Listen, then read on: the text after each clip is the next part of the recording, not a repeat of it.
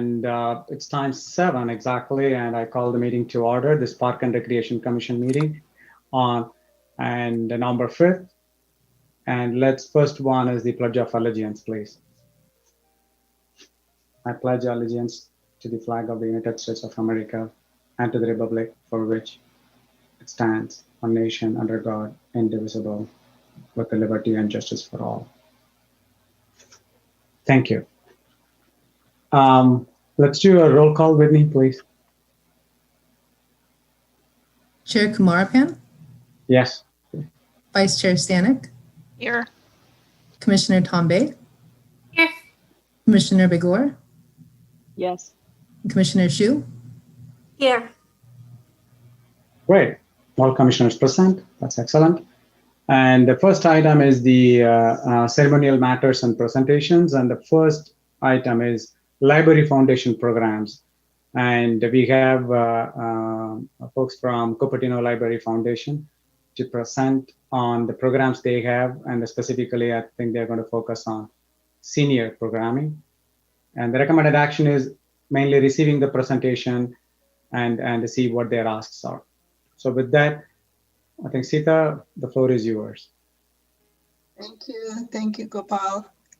And thank you, commissioners, for inviting Cupertino Library Foundation to present our senior strategy.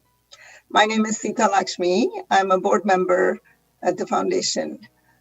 We also have, as Gopal mentioned, a couple of other board members, Henry Sang and Kiran Rora, on the call. And I may ask them to chime in when we get to the Q&A portion.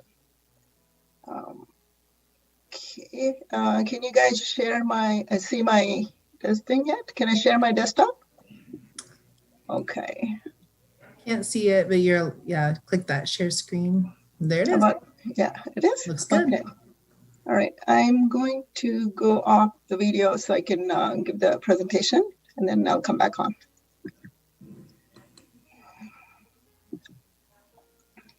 Okay, so although this is the first time I'm presenting here, I'm sure you're familiar with the Cupertino Library Foundation's board, because they've come here several times, and also they've come to various city council and other commission meetings in the past and presented there. What I would like to highlight here is, in our mission, certain key phrases like the multi-generational programs, programs for future needs of our residents. I want to highlight those things because in staying with the spirit of our mission, over the years, we have funded and organized many programs for youth, children, and their parents. We've also offered a few programs like the film series exclusively for the seniors.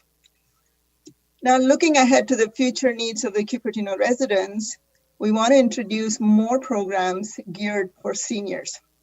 So basically, I'm here to advocate for more programs, more events, and more resources for our seniors. Now, you asked me, why do we want to focus so much on seniors in the future? So many people, I think organizations like Age-Friendly Cupertino Task Force and others must have come and presented to you, or you must have read from other sources that there's a huge demographic shift that's coming. Some people call it the silver tsunami. They claim that in the future, seniors will account for a large portion of the population. According to the Age-Friendly Cupertino Task Force, right now in 2020, there are 7,000 and odd people in Cupertino who are 65 or older. And that's like 12% of our population. And they expect this to go to 15% or even 17% by 2025. So that means we're talking about 10,000 seniors by 2025. In fact, you can see in the chart across Santa Clara County, older adults are the fastest growing age group. Now, this older group has diverse background and they have diverse needs. And we as organizations dedicated to supporting the community, need to provide plenty of educational programs and resources on a variety of topics. So we at the Cupertino Library Foundation, the board spent some time thinking about it and came up with several ideas. We narrowed them down to a few chewable pieces and decided that we would start a few programs in 2020 and then continue them on in 2021. It's rather an ambitious plan, and we are covering many topics in this plan. Some of the topics fall under existing program categories like education, wellness, and arts and entertainment. We also created a new program called Senior Transitions.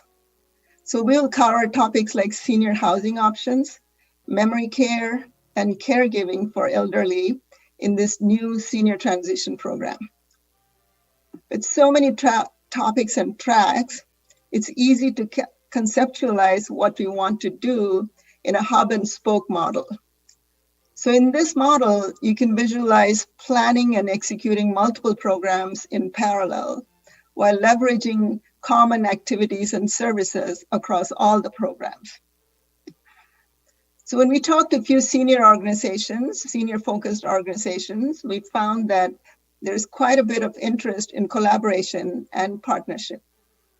We think this hub and spoke model would make it easy for partners to understand how they can come and get involved. The way it works is the hub will provide the strategic and financial support. They'll define what programs to offer. The spokes, on the other hand, will focus on the operational aspects of implementing specific programs. Partners can come at different levels. For example, they can come in as a program lead. Program leads will take on the responsibilities for the entire spoke, which means they'll be responsible for recruiting speakers. They will recruit panelists and moderators. They'll schedule the events, they'll produce the marketing materials, they'll promote the event, and then actually run the event. So they'll also be coordinating and reporting to the hub. Now, if one doesn't want to take on the entire spoke, one can come in as a program supporter. As a program supporter, you would lead one or two specific events, or you can provide specific kind of support, like marketing a specific event, or share your facilities for an event. Like right now, how you are in the past, before the pandemic, you were sharing the senior center facility for us to host the film series. And during the pandemic, we can also think of other resources to share.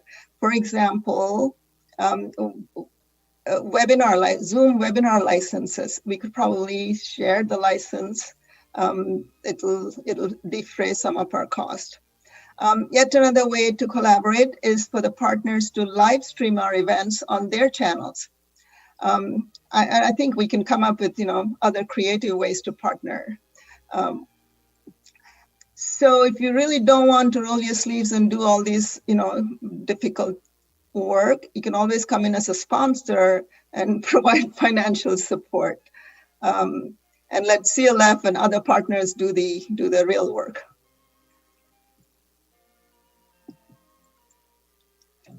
Now, let me talk about the programs that we recently completed in 2020 or that are still in progress.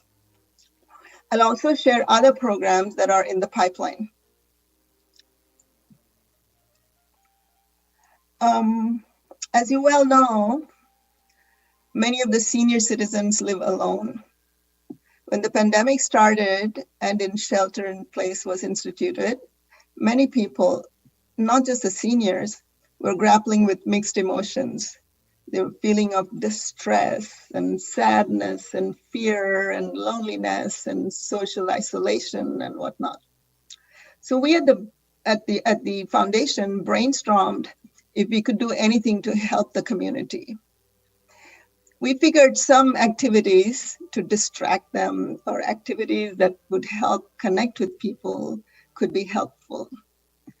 So we partnered with the Cupertino Library and scheduled 6 Zoom sessions of instructor-led laughter yoga program as part of the library's wellness series. Laughter yoga is a combination of breathing, stretching, and playful exercises. Many people who practice laughter yoga claim it helps them relax and lower their stress, and they feel great afterwards. One of its great advantages is that anyone can do it. It doesn't require any special talent or physical strength. So we thought it would be a perfect program to offer to our elderly and caregivers. You may remember I had asked you, the Cupertino Parks and Rec, to promote this event to your senior center members. We ran this as a pilot program and were pleasantly surprised that it was well received by the community. Since it was offered by the library district, it was run as a free district-wide program. Many people, not just the seniors, took a break from their work and joined the sessions. They joined the session to de-stress, it seems. So they requested that, at the end of each session or the end of the whole program, many people requested that we offer more sessions. However, we kind of, ended it there. And we were hoping that the library or even Parks and Rec, for that matter, based on our success of the pilot program, this is something that you could consider offering on an ongoing basis or facilitate something like this for the senior community. Our next program that's going on right now is our cybersecurity series. So during the pandemic, or not only during the pandemic, in general, seniors are using more and more online services. They connect with family and friends on social media, or they get their news online. They interact with government agencies like Medicare and Social Security and DMV, all online. They do their shopping online these days, and they conduct their banking and bill payment and other financial transactions entirely online. In fact, they rely on the internet and Google for news and answers to medical questions and many more. So every time they go online, however, they're exposing themselves to potential fraudsters and fake news. There's even the cyber criminals and the scam artists are constantly improving their techniques, and they're looking for they find senior citizens as easy prey, and they keep repeatedly offending them. So disconnecting from the internet is not practical. Internet has become a necessary evil for seniors' daily existence. So we started a cybersecurity series to help seniors gain more confidence and then safely navigate the internet to lead their daily life. We already held 2 sessions, one on how to spot fake news and how to not propagate them, and the other on how to stay safe from scam artists. Both were well attended. We had over 80 or 90 people registered for these events, and then 40 to 50 people actually attend and participate in an interactive way to get more familiar with these scams and fake news. So we have a 3rd event scheduled where we are bringing in a sheriff's, someone from the sheriff's office, Santa Clara County Sheriff's Office, to talk about crimes and how to stay safe. This is scheduled for our November meeting. We have plans to continue the series with additional topics like social media do's and don'ts, payment apps, and more. We would like to experiment with few hands-on workshop sessions if possible. For example, sessions where we can, people can bring their devices and then we can walk them through how to set their privacy and other settings in their devices. So those are that cybersecurity and laughter yoga are what we plan for, or what's running for 2020. Now coming to topics that we have in our pipeline, we have 3 topics in the pipeline. These topics are related to life transitions for seniors. For seniors, housing is an important topic. Although there are 80% of the Cupertino seniors live in, we have the statistics where it says 80% of the Cupertino seniors live in their own homes. But this statistic's a little bit misleading. Or rather, we shouldn't get complacent with the statistics, because seniors would need different types of housing at different stages. At some point, they may need a short-term in rehab facility after surgery, or they may need assistance with their day-to-day living, day-to-day activities. And some may need 24/7 nursing care at some point in their life. So we need to bring awareness to potential needs at various stages and their cost for different kinds of housing, and how to go about, how do you decide when to go from one to the other, and so on. So CLF, we are planning a series on housing options. This series will have 3 events. We'll have experts come and present the kinds of housing options that are prevalent now. What do people typically want versus what do they need, and at what stage they need what? And in addition to housing, they also need certain amenities associated with housing. So we're talking about basically, how does one figure out a pathway through all these housing options? We will also have another session where we'll talk about, where we'll bring in experts to talk about financial information regarding these housing options. How much do places really cost? Right now people either overestimate or underestimate, or they think that it's just beyond their budget and try to live in whatever options they are available, the options that are available to them. So knowing how much these things are going to cost before you have to use these options would really help them plan their future. So that's, we expect that these series of talks and panel discussions would greatly help our Cupertino our community. Finally, we'll also bring panels of residents who have gone through these decisions, or who made these decisions. This panel of seniors who are in the process of aging in Cupertino, describing their own path and expected future path. So what options they've considered and how they went about deciding. So going beyond housing,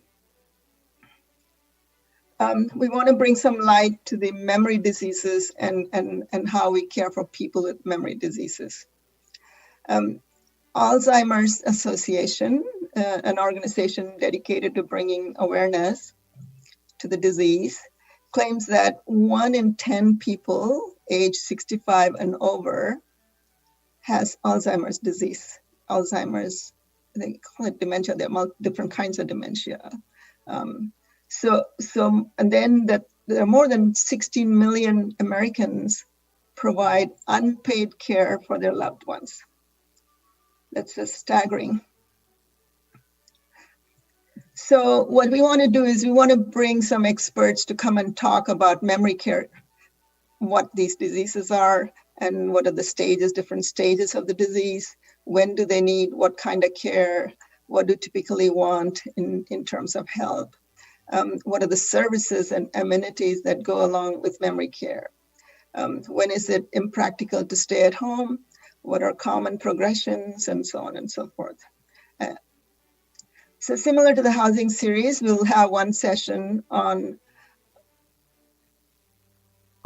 finances related to memory care and how much these services cost, including the associated fees and other options.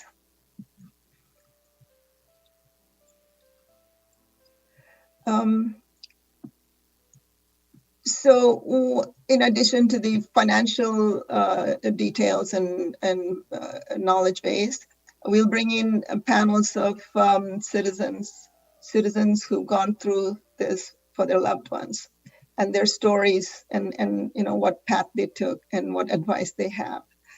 So a lot of our programs are basically, bringing awareness, educating, and offering the options that they should consider.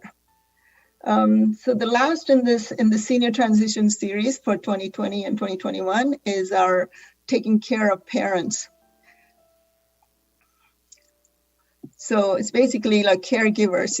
We think many of us at some point in our life, we would end up caring for an elderly parent or a family member. And the family member could be either living with us or in a different part of the country, or even in a different country altogether. So oftentimes, they don't want to be a bother, and then there are other times they get themselves into a real mess. So we think we need a playbook on how to navigate these channels.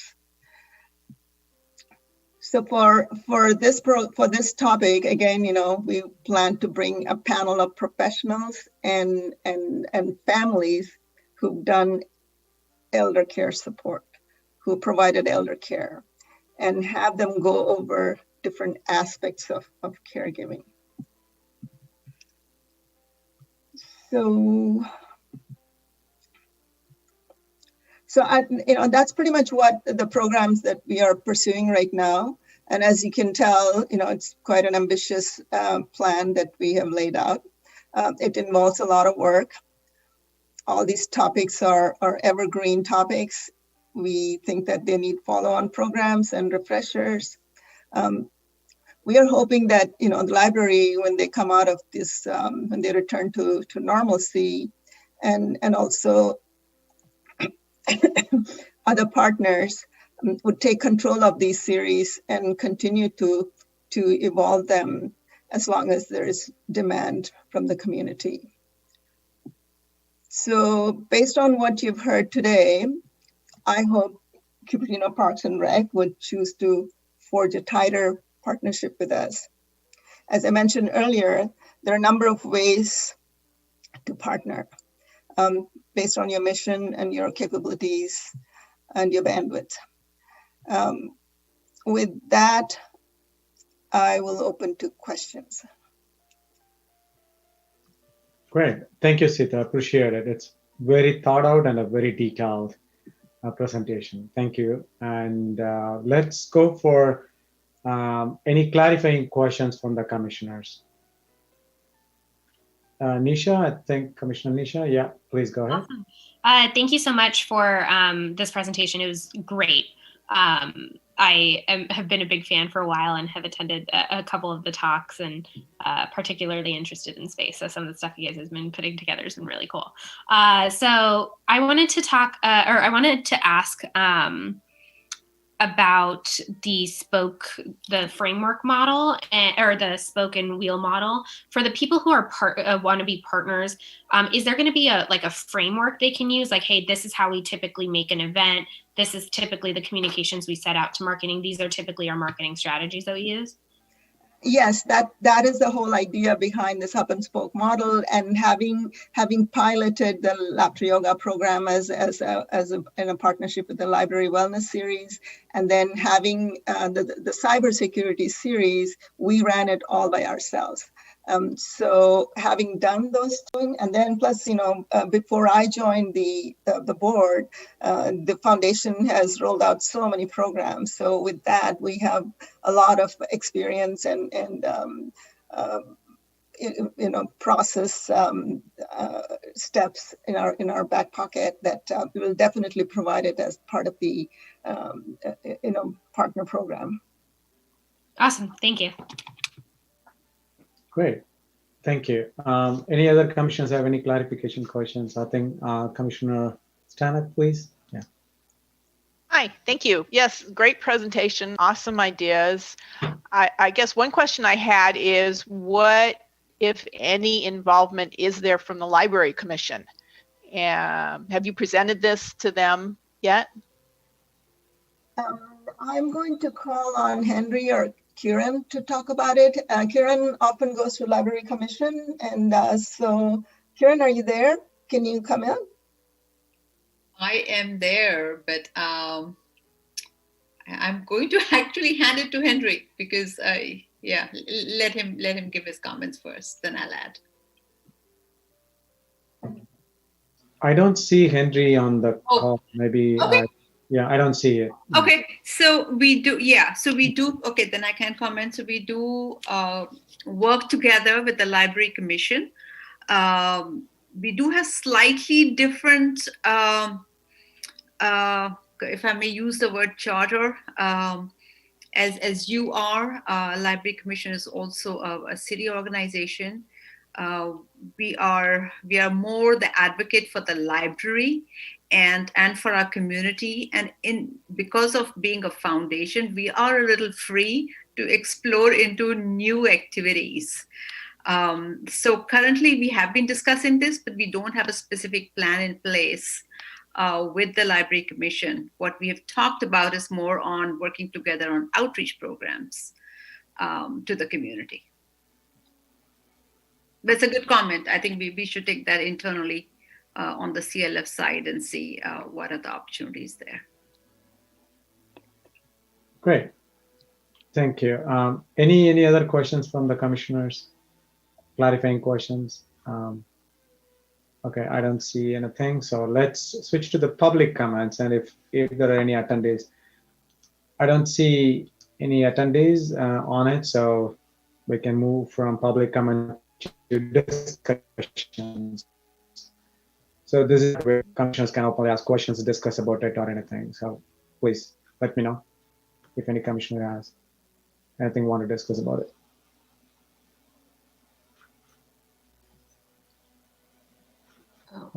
Yeah, you can raise your hand on it. Yeah, Anisha. Yeah, I thought I should allow you directly because I know you raised your hand on it. Absolutely. Please. Like, oh, sorry, forgot the Yeah, button. you're here. Please go ahead.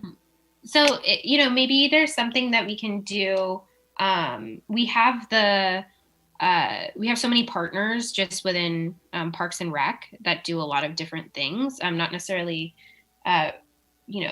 specific people, but I'm thinking, we have, 4-H, or we have a lot of organizations that are in our network. Maybe, especially I'm thinking more along the environmental side, but maybe we can ask some of our partners at Blackberry Farm or at McClellan Ranch to do a series about nature or bird watching, or we get a lot of really interesting presentations from different parts of Parks and Rec, and so I was thinking maybe that's something that we could float this to the organizations that are kind of under our umbrella as well. And I wonder also if that's interesting for it, if that's not quite aligned with what you all are working on. So one thing that am I still sharing? I stopped sharing, right? Yeah. So one thing I wanted to, I had thought about was in terms, from the technology education series or the cybersecurity series, a follow on to that is, how there are a lot of experience that's packaged. A lot of seniors have, a lot of experience they can share, and they can They can, guide youngsters and so on and so forth. And so they want to be really actively participating in current events and stuff. And then they also want to debate and discuss what's going on, right? So giving them an avenue like, book club is like one such thing, but maybe a podcast club, or maybe, just a facilitated program where we allow seniors to come in and talk about, something, either a current event or somebody's passion, and then have them discuss among themselves things like that. That's something that I don't know if is that something that you have, like what you have in mind, Nisha?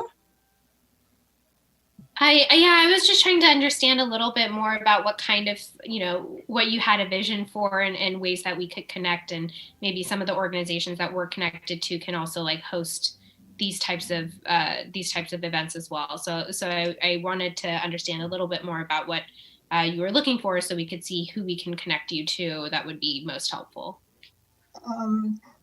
At this point, it's all open. We can really, come up with creative ways to expand this. The things that we have narrowed down for 2020 and maybe the next, next spring and fall are the topic that I mentioned. There's nothing that says we can expand it to other kinds of, topics and activities. Okay, great. We'll think about it then, and at least I'll continue to noodle on it and see if there's. Yeah, and feel free to ping us and or come and talk to us in one of our board meetings. May I add a comment? Yes, Yeah.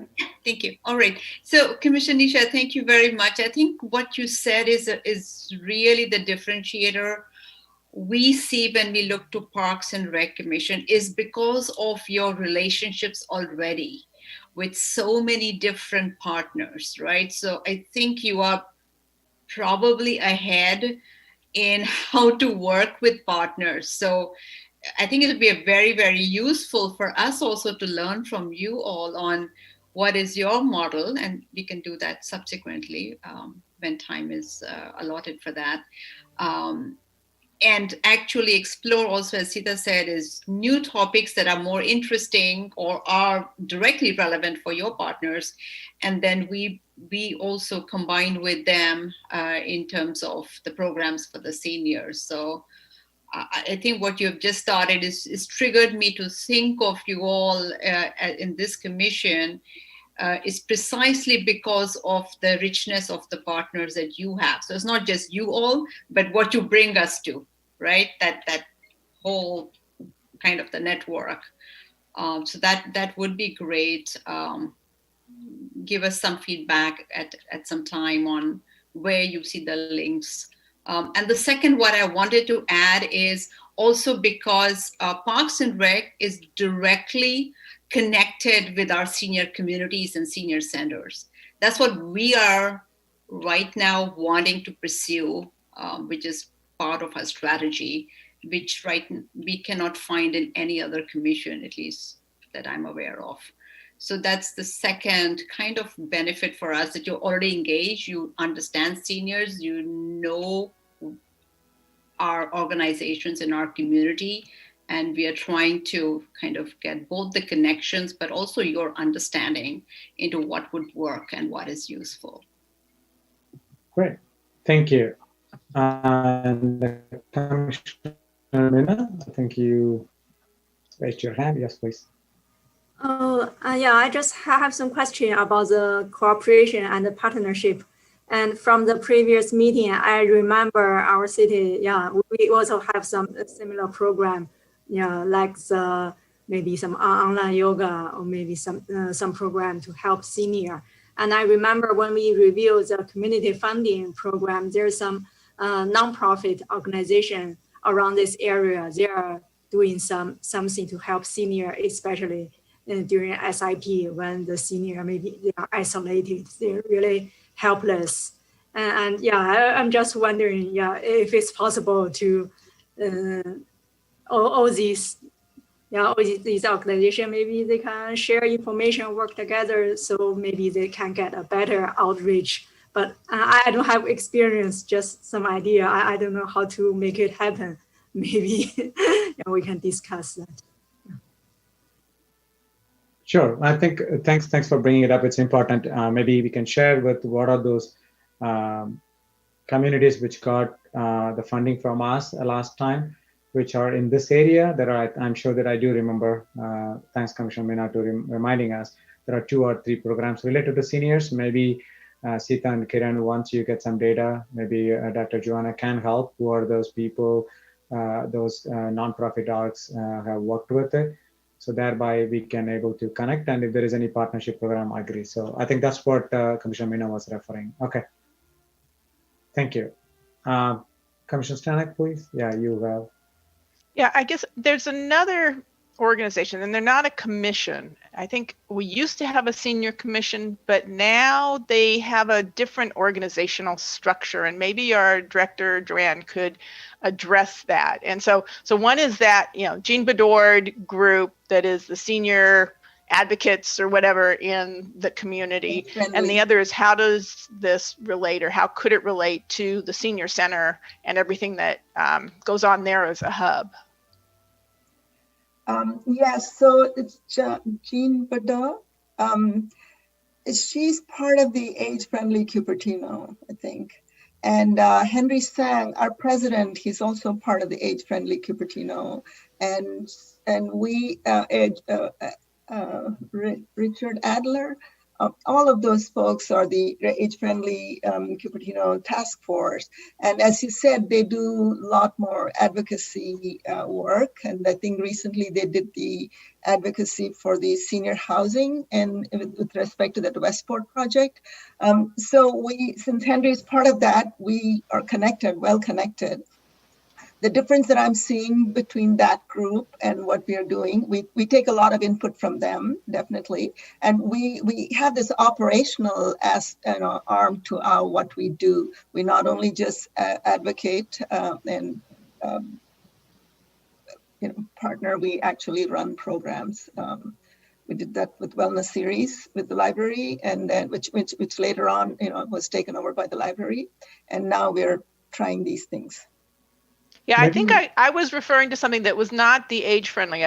Maybe Director Joanne can address it. The group that Jean, maybe in addition to the age-friendly, is a senior something group.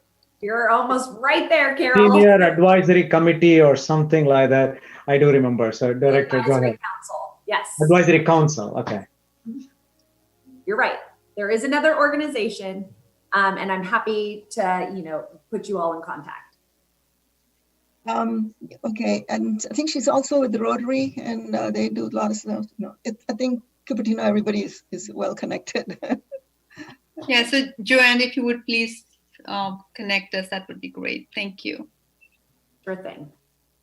That's awesome. Thanks, Commissioner, for reminding that. That's another one.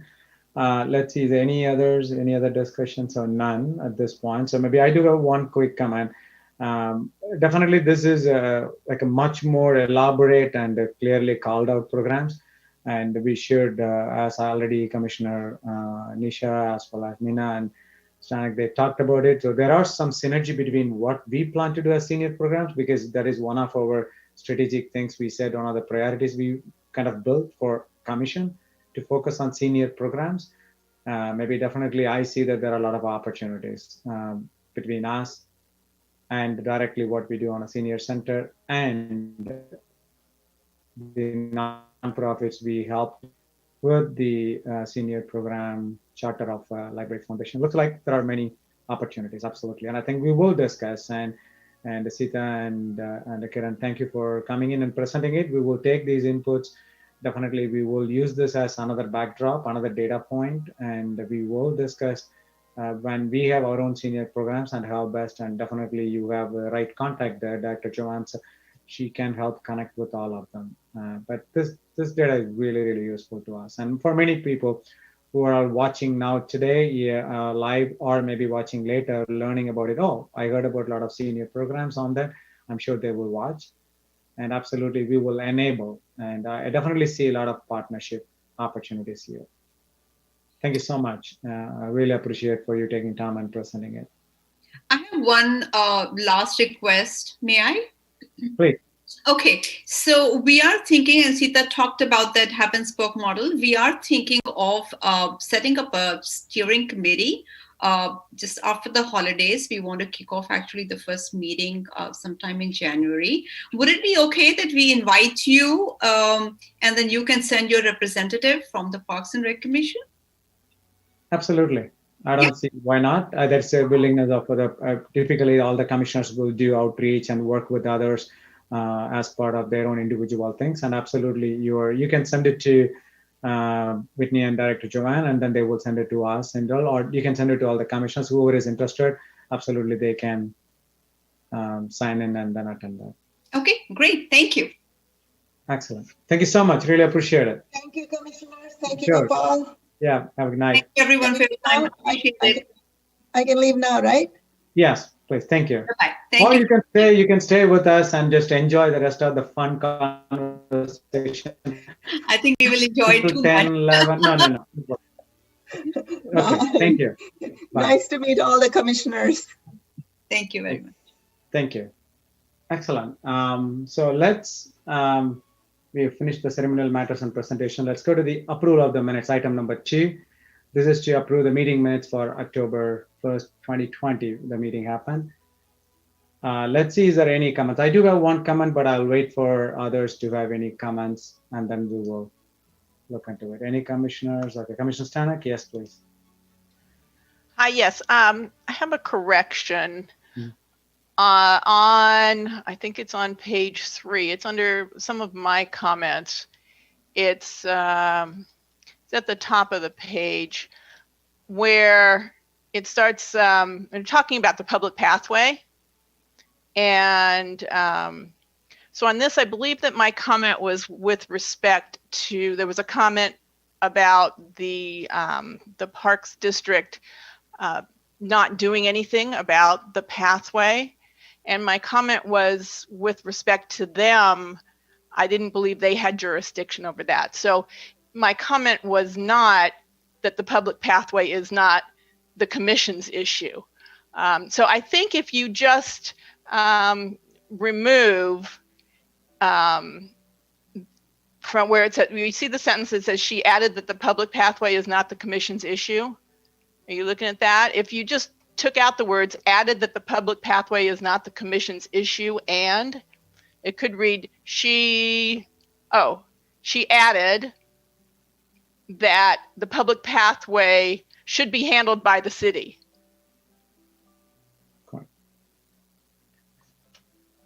Okay. So the words is not the commission's issue and could just be removed there, because that was not the intent of my comment at all. I can make that adjustment. Sure. Thank Okay, you. thanks. Great. And Commissioner Nisha, looks like you have some comment. You're on a mute at this. Sorry, I'm trying to have the draft and the Zoom up at the same time and flip the other one back. I wanted to clarify here in the section under the park amenity evaluation steps. If you go to page, I think it's 18 in the packet, 1, 2, 3, 4, 5th paragraph down. It says, Chair Tombe noted that she had completed the work by the initial deadline, but did miss the submission date and understood the commissioner's comments. I want that to accurately reflect that I believed that I had sent it in thought that she had sent it in on time, but the attachment did not go through. I was just like sitting on my laurels and not sending anything. So I just want to make that change. It wasn't, but did miss a submission date, was sent the email, but the attachment did not go through. And that's the only change I have to add here. Great. And one other correction I would love to introduce is on page number 17. just a paragraph above item number 4, which says Chair Kumarapan added that the recommendation would not go to the council immediately and that the commission would review the data before moving forward. I think I just want to make it a little more clarification. This is what the recommendation was. We don't to the council immediately until city staff compiles the data, and if at all any additional data they collect it or they work it, and so which we wanted to review. So it says it's not just the review the data before moving forward. We said, okay, we have done our part. The concept I'm just discussing it. So what we recommended was, yes, we have given a recommendation, but instead of directly sending it to it, I know there is our data point, and city staff may collect additional data or whatever the data they might have, combine it, and then send it to the council. And before you put a package and send it to it, we would like to see and review. That's what we made it. And this doesn't directly reflect that. I just want to make sure that if you could reflect in that way. If I have to word it, it will say Chair Kumarapan added that the recommendation would not directly go to the council immediately. And maybe somebody can help me on it. Well, I believe we wanted to review what was going to the council. Yeah, correct. Because especially data. because we came to a different conclusion than the staff recommendation. So I thought we wanted to take responsibility for that presentation to the council. Correct. I believe that was the case, yeah. So you could just say chair added that the recommendation would not go to the council, but would actually come back to the commission for review. No, so it's not the recommendation will come back, but when our recommendation is all put together, the presentation, they will go and present it to this council. We just want to see the presentation before it goes, so that if there is any anomaly, anything we find it, then we should be able to comment on it. Because the recommended, it is going to get packaged with additional data or additional information from city staff. I just want to make sure that package we want to review. So whatever way it is, if you could clarify that one, Whitney and Joanne, we don't have to spend a lot of time here on how to wordsmith it, but if that's the amount. So we need to review the final package before it goes to the council, period. With any data, right. It could be additional data, it could be the same data, it doesn't matter, but we want to make sure that we review it. That doesn't come out very clearly here. So is that, Whitney, and is it clear? I'm just concerned because when crafting the minutes, that's what I was trying to portray. So I'm concerned that I won't be able to do it exactly. Okay. So I'd prefer if you had something specific that you'd like me to change it to. Okay, so let me make one more attempt. No problem. We don't want to give you enough trouble and then guesswork. So let's make it easy. So Chair Kumarapan added that the recommendation would not go to the council immediately, and the commission would like to review the final package, which will include additional data from the city staff before presenting it to the council. Does that make sense now, Sydney? Yeah, if that works with everybody, I can make the change. Yeah, okay, I think that's okay. Commissioner Sashi, I think you have some comment. No, that's fine. Okay. Any other further comments? No, I don't see it. So can I have a motion, please?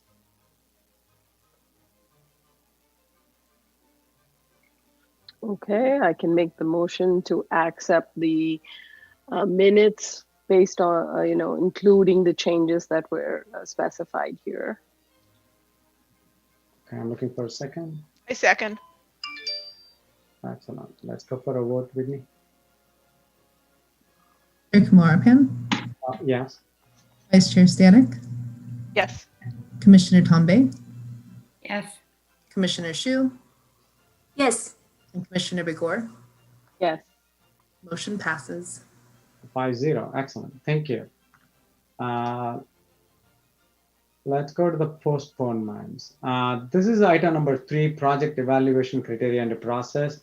I would recommend to move this one to the end of it because we have other business and there's a lot of guests waiting.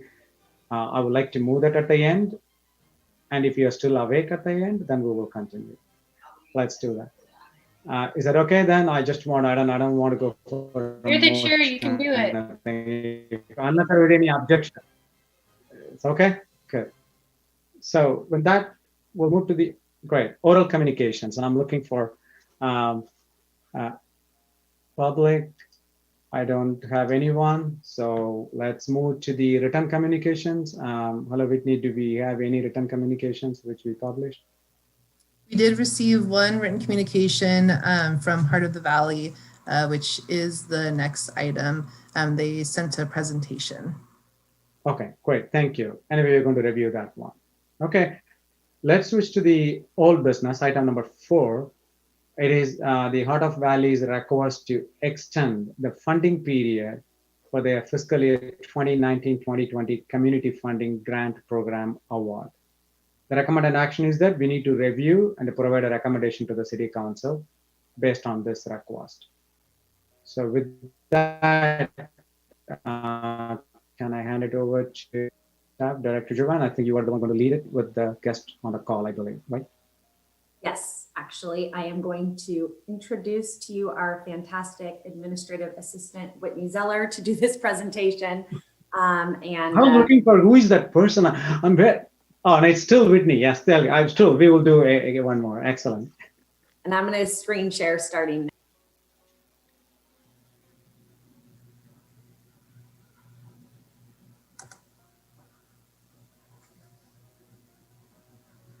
Okay. Good evening, Commissioners. Tonight, I will be providing information on Heart of the Valley's request to extend the funding period for their fiscal year 2019-2020 Community Funding Grant Program Award. We'll be reviewing the background on Heart of the Valley's Community Funding Grant Program Award, the COVID-19 impacts to their operations, the current status of funds they were awarded, Heart of the Valley's request to extend their funding period, the recommended action, and we will have city staff and Heart of the Valley's executive director available for questions. At their June 18th, 2019 meeting, the City Council approved a $7,000 Community Funding Grant Program Award to Heart of the Valley as part of the fiscal year 2019-20 operating budget. The award was intended to fund the organization's Reaching Hearts at Home program to increase awareness and education, and educate Cupertino residents age 65 plus on the benefits and services available to them through Heart of the Valley. Due to COVID-19 restrictions, Heart of the Valley closed their office on March 16th as they were preparing to start the presentation phase of their program. Heart of the Valley has currently used 2,400 of their awarded funds. This includes 600 for administrative staff and 1,800 for materials and equipment, as acknowledged in their annual project report. The organization has 4,600 of their funds remaining, which are intended to cover the cost of their outreach manager, presentations, and social media. Heart of the Valley anticipates completing their project within this fiscal year of 2020-21 and are requesting to extend their funding period for their award to June 30th of 2021 to allow them to use their remaining funds and complete their program. Staff is recommending that the Commission review the organization's request and provide a recommendation to the City Council. And we have the city's senior management analyst, Tony Oase Anderson, and Heart of the Valley's executive director, Sylvia Aboud, who are available for questions. But right before that, we do have a brief presentation from Sylvia, which I will share on my screen. Hello. Nice to meet everyone. Thank you for allowing me to be here today to request from you an extension of our timeline for the funds you generously provided to Heart of the Valley Services for Seniors in 2019 for our Cupertino Community Outreach Initiative. And so this PowerPoint is a short PowerPoint going through some of the information that I'd like to forward over to you. Next slide, please, Whitney. Basically, it's just an introduction, how we chose our organizations, metrics collection about how we did in a short period of time that we were working before we were shut down due to shelter in place, COVID-19. What we're doing now currently for our Cupertino seniors and our seniors in general, but because this is a Cupertino initiative, we wanted to show you our Cupertino statistics. And then I wanted to also go through our budget, which you've already seen in a Q&A. So basically, Glenda Crissup, who is currently our executive director, but I'm transitioning in, she realized that Cupertino seniors were very underserved. And so she requested a grant. We were approved for it. I was hired late in the year, almost the end of October, for that community, Cupertino Community Outreach Initiative. And during that time, we targeted the organizations and their demographics for volunteers as well as seniors 65 plus who live in Cupertino and are living independently. We distributed some materials and we scheduled quite a few presentations, but then we were shut down. So we couldn't really continue. And so we didn't even finish the distribution, let alone redistribution, put out our metrics to see how many seniors and volunteers we were able to gather. And we haven't gotten to the social media part. So the target organizations were 53. They're broken down into government, schools, clubs, churches, medical and rehabilitation places like the facilities, the 4 facilities in the Cupertino area, nonprofits, and centers like the library, senior center, etc. So before we started the initiative, we had only 59 seniors. In the short 2-week period that we were able to distribute materials, we got an additional 14, so we're at 73. Volunteers, people have been calling, but because we were shut down, it was very difficult to bring on new volunteers. So we're holding that off, but we were able to get into 15 websites from the, we're planning on getting into more, but 15 websites, which only increases our visibility to seniors. And of course, upon our return, we want to be able to continue that because we really think that that's an important demographic for us, being Cupertino. It's a large area with, as we heard in the previous presentation, a large number of seniors and growing. So we think that the services we provide are really beneficial, and we'd like to get the word out to them. So Heart of the Valley during COVID-19, we didn't just shut down, we continued to work from home, and we brought together and ramped up our Friendly Caller program. In Cupertino, there are only 38 seniors that are taking advantage of it, and 9 Cupertino volunteers that part of our overall pool of volunteers are from Cupertino. So the 38 are not just being handled by the 9, they're being handled by volunteers outside of Cupertino. But that's the demographic we have right there. And we're also offering no contact yard work, as well as no contact household hazardous waste pickup. We also offer tech support, and we have a referral program. So they may need food help, help getting food programs. They may need help with transportation, et cetera. We offer those referrals. Our volunteer pool is pretty large. It's not just Heart of the Valley volunteers. We also partner with PayPal, Oracle, Say Smile students, Stanford students, and Saratoga High School students. And the reasons that, we've got the 74 seniors in Cupertino, but only 38 are participating, even though we've gotten the word out to everyone, is that a lot of them are living alone, but they're independent, but they have a lot of family support. So people are calling them, dropping in, helping them out, getting their groceries, doing a lot of the stuff that we would normally do for them that we can't at this time. And so they're talking to people all the time. They don't need an additional person to talk to. Some have actually moved to facilities. They can no longer live independently. Others have had their family come and move them into their own homes, whether in the area or outside of the area, and outside of the area has meant other states. Some are hard of hearing, and so a Friendly Caller program is very difficult for them. A few of them, not a lot, but they're foreign speakers, and we just don't have the volunteers that speak the same language to be able to speak with them.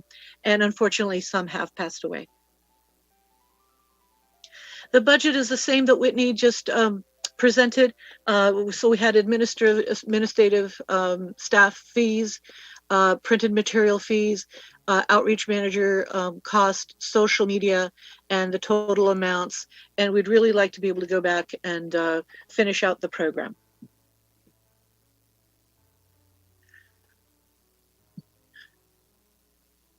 Great. Any questions? Yeah, thank you. Appreciate it, Sylvia. Sure. Let's go for any questions, clarifying questions on this program or on this request. Commissioner Sashi, yes, please. Hi, Sylvia. Thank you for your presentation. Thank you. And thank you, Whitney, also for getting us up to speed on what you did. Now, a couple of questions that come to mind. So just for my understanding, you said that there are 38 people that are taking advantage of the program within Cupertino. Right. Although you reached out to 73. Is that right? That's right.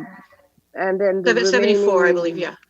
Okay, so the 35, 36 people, are those the people that, the combination of moved away, don't want family, or don't want help because they have family, et cetera, et cetera? Right, so they could be in any one of those categories, but we are helping out a much larger pool of seniors. This is just the Cupertino information. Right.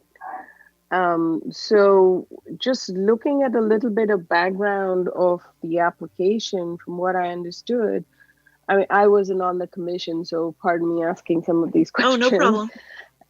There were 48, were there 48 people last year, and you were planning to target to get it up to 96? Was that right for Cupertino? Yes. And okay, so when you started the program, it was already up to 59, or what happened? I mean, somewhere I saw some number about 59 to 73. What was that number about? So did you say 48? So it yeah, either in the application it said it was. I remember that. I do remember that. People. So it's a mistake on my part then. Okay. No, I was just trying to understand, exactly how many people within Cupertino are we helping. That's just, there were like 3 sets of numbers, so I'm kind of confused. Right. There was a number that said 59 to 73. What was the 59? I mean, the 73 seems to be the final number. That's not moving, but the yeah. So 73. We have a 14 senior increase. If it was 59, then it went to 73. If it was 49, then it went to 63. Okay.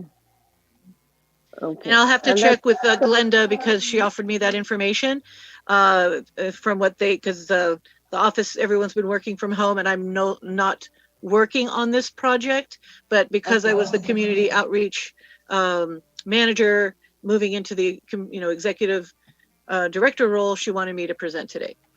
Okay.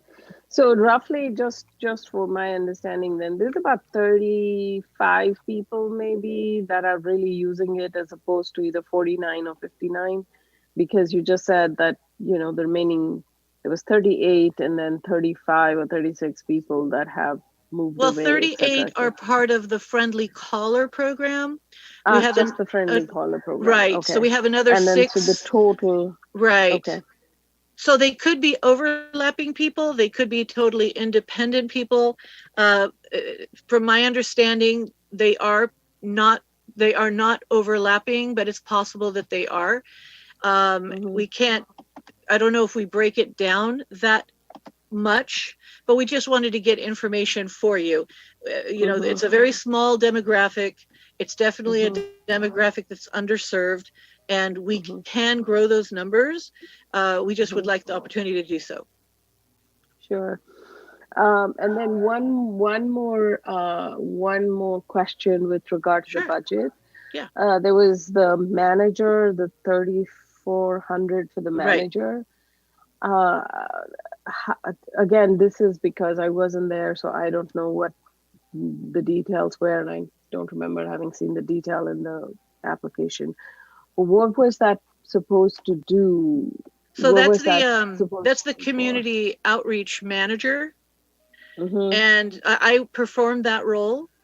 And Uh-huh. in that role, it was basically, collecting all the organizations that we would be targeting for distribution of materials, for advertising on their websites or bulletins or announcements, if you want to talk about churches, colleges, high schools, to get volunteers as well as to serve our clients, our seniors in the Cupertino area.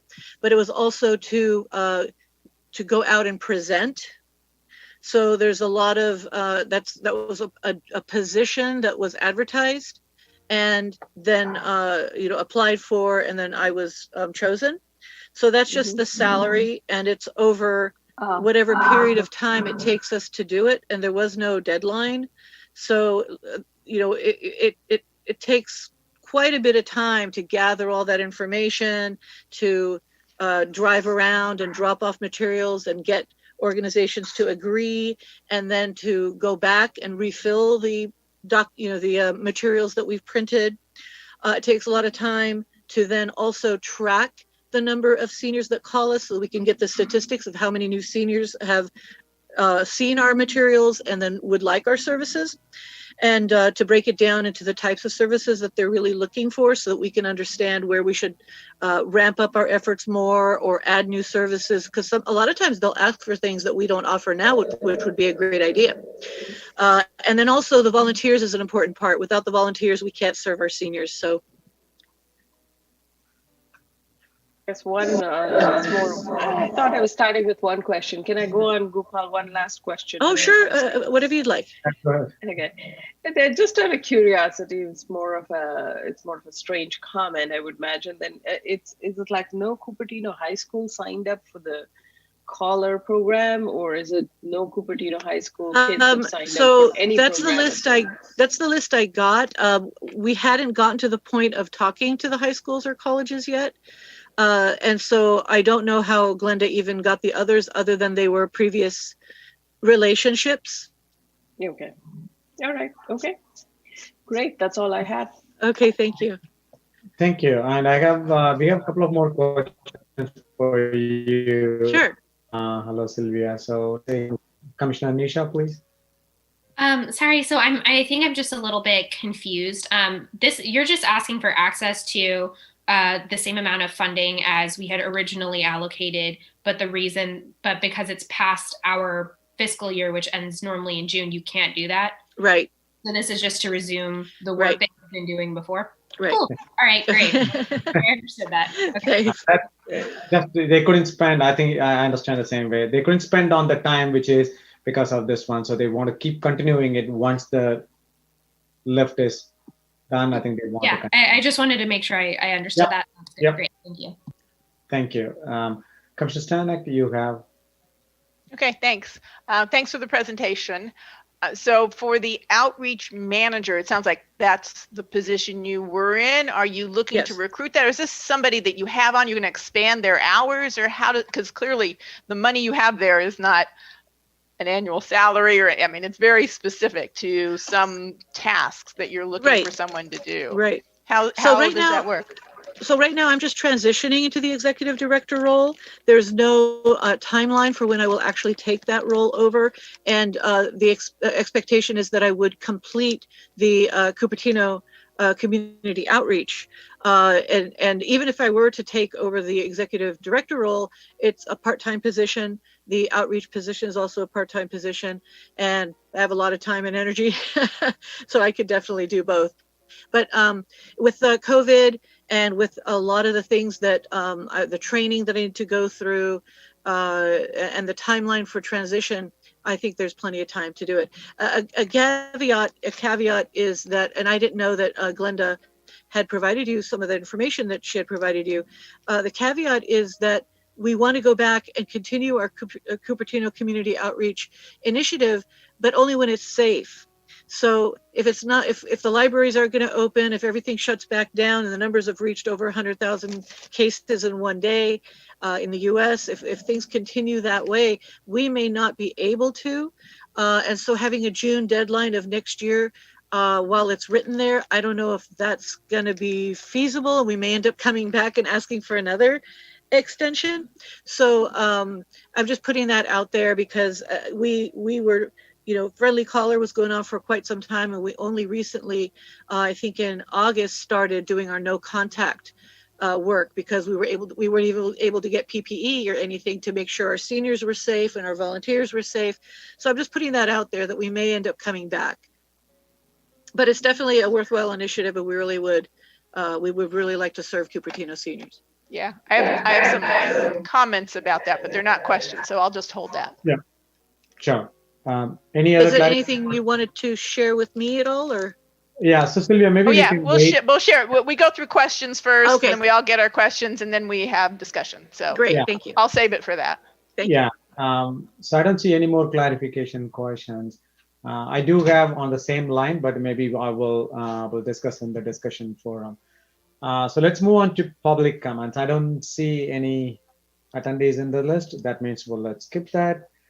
And then we will go to the discussions by commissioners. So Sylvia, this is the time where commissioners will ask, not just the questions, give their time, and then you can have a discussion now. So okay. I see Commissioner Stanek, I think you just finished the other one. You can just continue yours.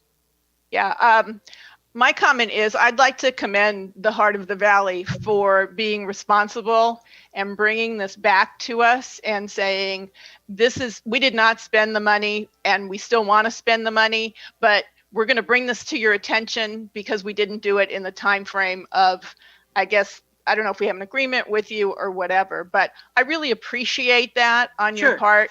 It's our duty. And I guess, so I would just, like to give them kudos for stepping forward. There is a part of me, and this goes beyond Heart of the Valley, that wonders how many of our other community grants that were funded were not able, because of COVID, to spend the money that was allocated to them. So in some ways, it's opening up a little bit of a can of worms. And this isn't for you, Sylvia. This is just for our conversation here. That I think it's a question worth asking ourselves, and maybe, and I think before we go to council, we need to understand that. I think what you're doing is great, and I think it definitely is an underserved community, and there is so much leverage in this, and especially during COVID. And I understand that. Yeah. I appreciate that you want to be safe and realize that this may or may not happen given our current situation with COVID. So those are some of my initial comments about this, but I really thank you for bringing this back to us and being responsible there. Thank you. And if I may add, we would have spent the $3,400. Glenda, our current executive director, wanted to pay me when we shut down, and it was clear that we weren't able to. And I just didn't feel that I could take the money since the initiative wasn't completed. So I do hope that, we can complete it. I don't know how long we'll be in shelter in place. I don't know how long we'll be shut down, but I just don't feel right in taking the money until we complete it. Once we know we can't do it at all for whatever reason, which I don't think we'll reach that point, then we can talk about, what the salary should be for the time spent. But even then, I just don't feel right taking that. I was a volunteer. I feel that I should stay as a volunteer in this role since we didn't get to the final part, and it was just finding out what all the demographics were going to be, locations we were going to target, and stuff like that. And if we're not going to complete it, then there's that money would come back. So I feel comfortable saying that and offering that back. Thank you.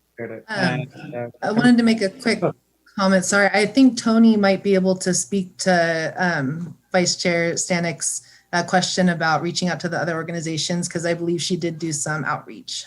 Excellent. And maybe can we come to it quickly? I just want to Commissioner Nisha's comment, and then we can go, because it's maybe applicable to all. I know you have some comments. Actually, Tony's answer is what I'm looking for. That's good. Okay, that's what you're going for. So I'll also just put one comment in generic, which echoing Commissioner Stanek's what you said. This is really heartwarming to see that not just the work you do, Sylvia, and your organization coming to it with openness and candidness on saying where you are and what help you need, what direction, and asking it. It really puts us in a much, I don't know what position it is, but it is a really humble position, and saying that to receive this kind of information and that you are reaching out because you got the money from the city and you want to make sure right now. I truly appreciate it. And what we will do, we will talk about it. As Commissioner Stanek said, I would like to hear from Tony, and then we will go from there. To get to your thing on what kind of research you already did. I know this is the first one, and how do we go to what criteria we plan to do it or anything? It'll be good for us to listen in. Hey, good evening, Commissioners. Tony Watsi Anderson with the Administrative Services Department. Yes, to address your question, what we did do earlier this year was we reached out to all of the organizations that received funding in fiscal year 1920. And a new feature this year is that we have a new grant portal, and all organizations are now able to report on how their funds have been spent in during that fiscal year. So we reached out to all organizations to report on exactly how they spent their funds, dollar for dollar. And one of the questions on that form is also to ask how they, if their program had been affected by COVID-19, and whether or not they have unspent grant funds due to COVID. And so if you did select those options, we then reached out to the organization to begin that conversation, and that's why we are here today with Heart of the Valley. So they are the only organization, according to the report that we have received, that have been affected by COVID-19 with unspent grant funds in the fiscal year that they were awarded. And so all of the other organizations, they're okay, as in they did not need to be present tonight to ask for an extension of their grant funds.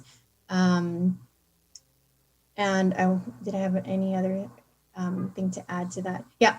So anyway, we've looked at all of the organizations, and the only organization is Heart of the Valley. So hopefully that helps with your question, Vice Chair. If you're I'm here for any other questions. Should you have any, want any more clarification?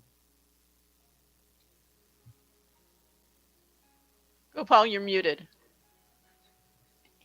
I do that all the time? No. So I think Commissioner Sashi has some questions. I just wanted to make sure. Sure. This is for Tony. So, given COVID and given the current year, I mean, this is slightly off topic, but I'll ask this anyway, just out of curiosity. Given the current year, we've had the community, award, the community award being granted this year too. And a lot of them probably could not use it because of COVID. I would imagine a lot of them didn't.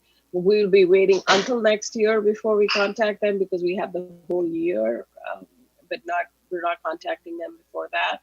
Is that how it works? Yes, that is correct. We had thought about that as well.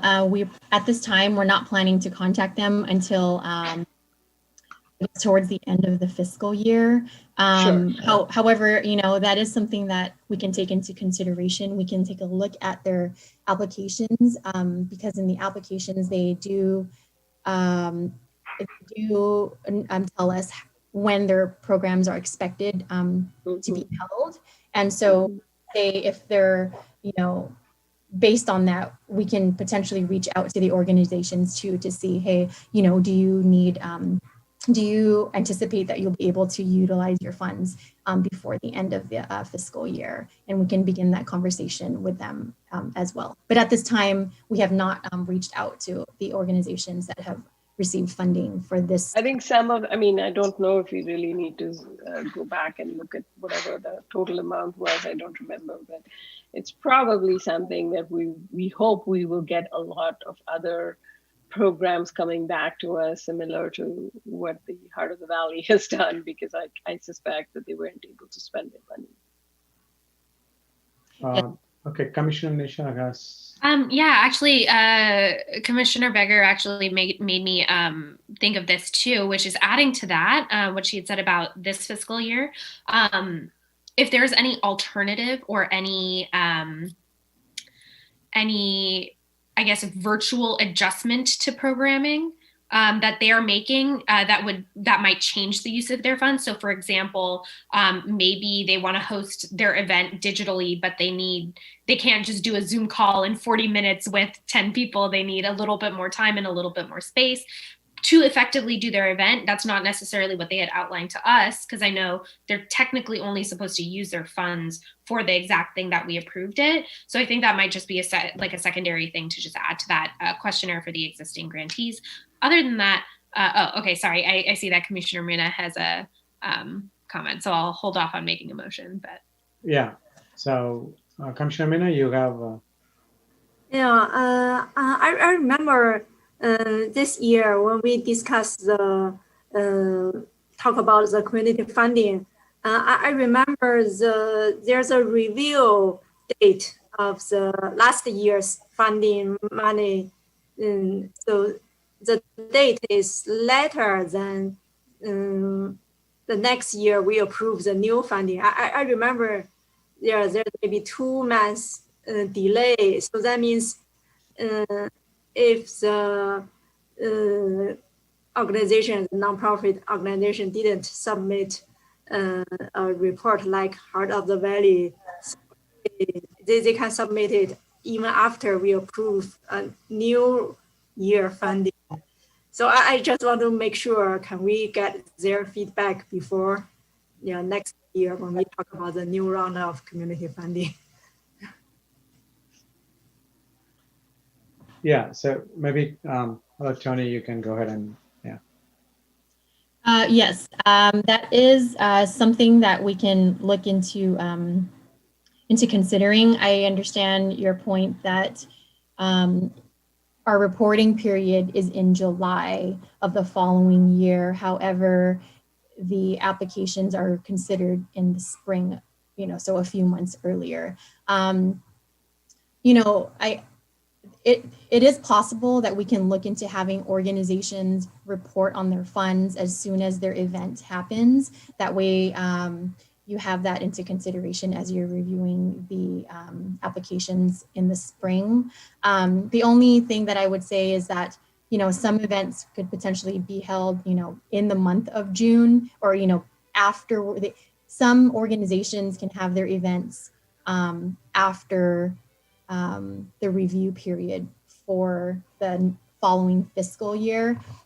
So one thing that staff had thought about is, if an organization, say you award an organization $10,000, however, they report a few months later that, they did not utilize all of their funds.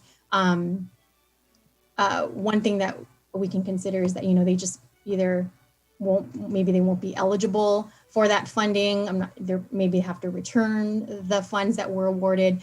There's just different things that we can take a look into in case that were to happen, in case an organization was not able to utilize all of their grant funds and we awarded them more funds. So yes, that is a topic of discussion that staff has been looking into, and we can come back to you with just clarified information on how to handle that.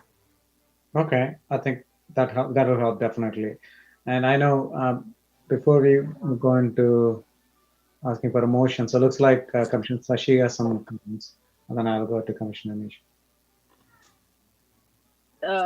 Tony, this is just following on what you said. If it is, and following on what Mina said, if it is possible for us to get like a status at least, there may be 6 people that have used the funds before the deadline. So I know you guys go back in July, but if like in April or May, you just send out a message like you did this time, saying, hey, have you used your funds? Those that have may be able to fill in the portal before, so at least we get an idea. Not everybody will hold it on till June, right? A lot of them usually have it long before the deadline.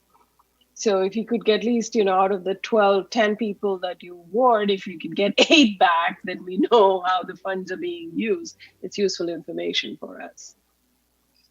Great, thank you. And I think I do have a similar comment before I hand it over to Nisha, is that I think it'll be good to have some interim report, kind of. That's what I would like to see, because we know that this is, but before the March timeframe, if they could able to submit an interim report, so we know that have they really spent 90%, 80% or none, then we will know that, okay, looks like it's not happening. So what it is, we should be able to really ask some questions based on the interim report. So it'll be good to have it.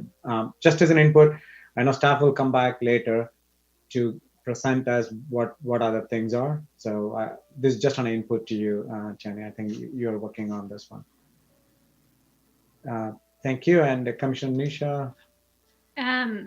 Thanks. And thank you, Sylvia, for your patience while we talk about the additional parts of this. Either Whitney or Director Joanne, do you have, I want to make sure I'm wording the motion correctly, to recommend, I would like to recommend that Heart of the Valley gets the funding for access to the funding for the next fiscal year. So I'm going to give it a shot. If I don't get it right, you know the intent behind it. So I move to recommend to council that Heart of the Valley have access to the same amount of the previously allocated funding from the previous fiscal year for this fiscal year. Yeah, is that? Okay, great. Okay, that's my recommendation or my motion. Yeah, you got it in the first attempt. That's great. Well, thank you so much. And can I have someone to second, please? Sorry, Sashi, you're on mute. No, okay, you did. No, I couldn't hear. So. I was probably muttering. I said I second the motion. Excellent. Thank you. And hello, Whitney. Can you go for our voting? Chair Kumarapan? Yes. Vice Chair Stanek? Yes. Commissioner Tombe? Yes. Commissioner Shu? Yes. Commissioner Begor? Motion carries unanimously. Thank you. Thank you, and thank you, Sylvia and Tony. I think this is very, very moving, I would say, to listen in to yours, and we could able to help, and as a commission. Appreciate your help, and I'm sure that things will get better. And then whatever you wanted to do it, you will be able to definitely do that. Wish you all the very best into serving it, and the seniors are lucky to have you and your organization to help them. Thank you so much. Thank you, appreciate it. Have a good night. You too, thanks. Bye. Bye. Bye. Great, so the item number 5, the athletic field use policy, we will be postponing it. Given that the staff is not able to, staff is not available to present it at this point, so I would like to postpone it. And then let's move to the new business, item number 6. This is a McLean Ranch Community Garden assignment process term and the bed fees and all the details. We will be here to listen in. Please. Sure. Somebody really excited. Yes. Good evening, everyone. We have another outstanding Parks and Recreation employee to present to you this evening. I would like to introduce Jeff Ordway, who is knowledgeable about all things community gardens. So Jeff, if you wouldn't mind taking it away. I think you're on mute, Jeff, or we couldn't hear you. I don't know. You're not on mute, it says, but we couldn't hear you. some audio issue, I believe. Let's figure it out. It was working earlier for sure, so let's just give him a minute. Absolutely. Are you able to hear me now? Yes. Okay, sorry. Loud and clear, Jeff. Go for it. Okay, sorry about that. Always a technical issue when you go live and not during rehearsal. Hey, that's what we call demo gods. They have to allow us, and so presentation. All right, so I'm here tonight to talk to you about the McClellan Ranch Community Garden, specifically our assignment process, our term of use, and the most exciting thing, fees. So I'm going to lay out the agenda for what my presentation is. First, I have some community garden data to review with you. You've probably heard most of this information, but just want to give you a quick refresher.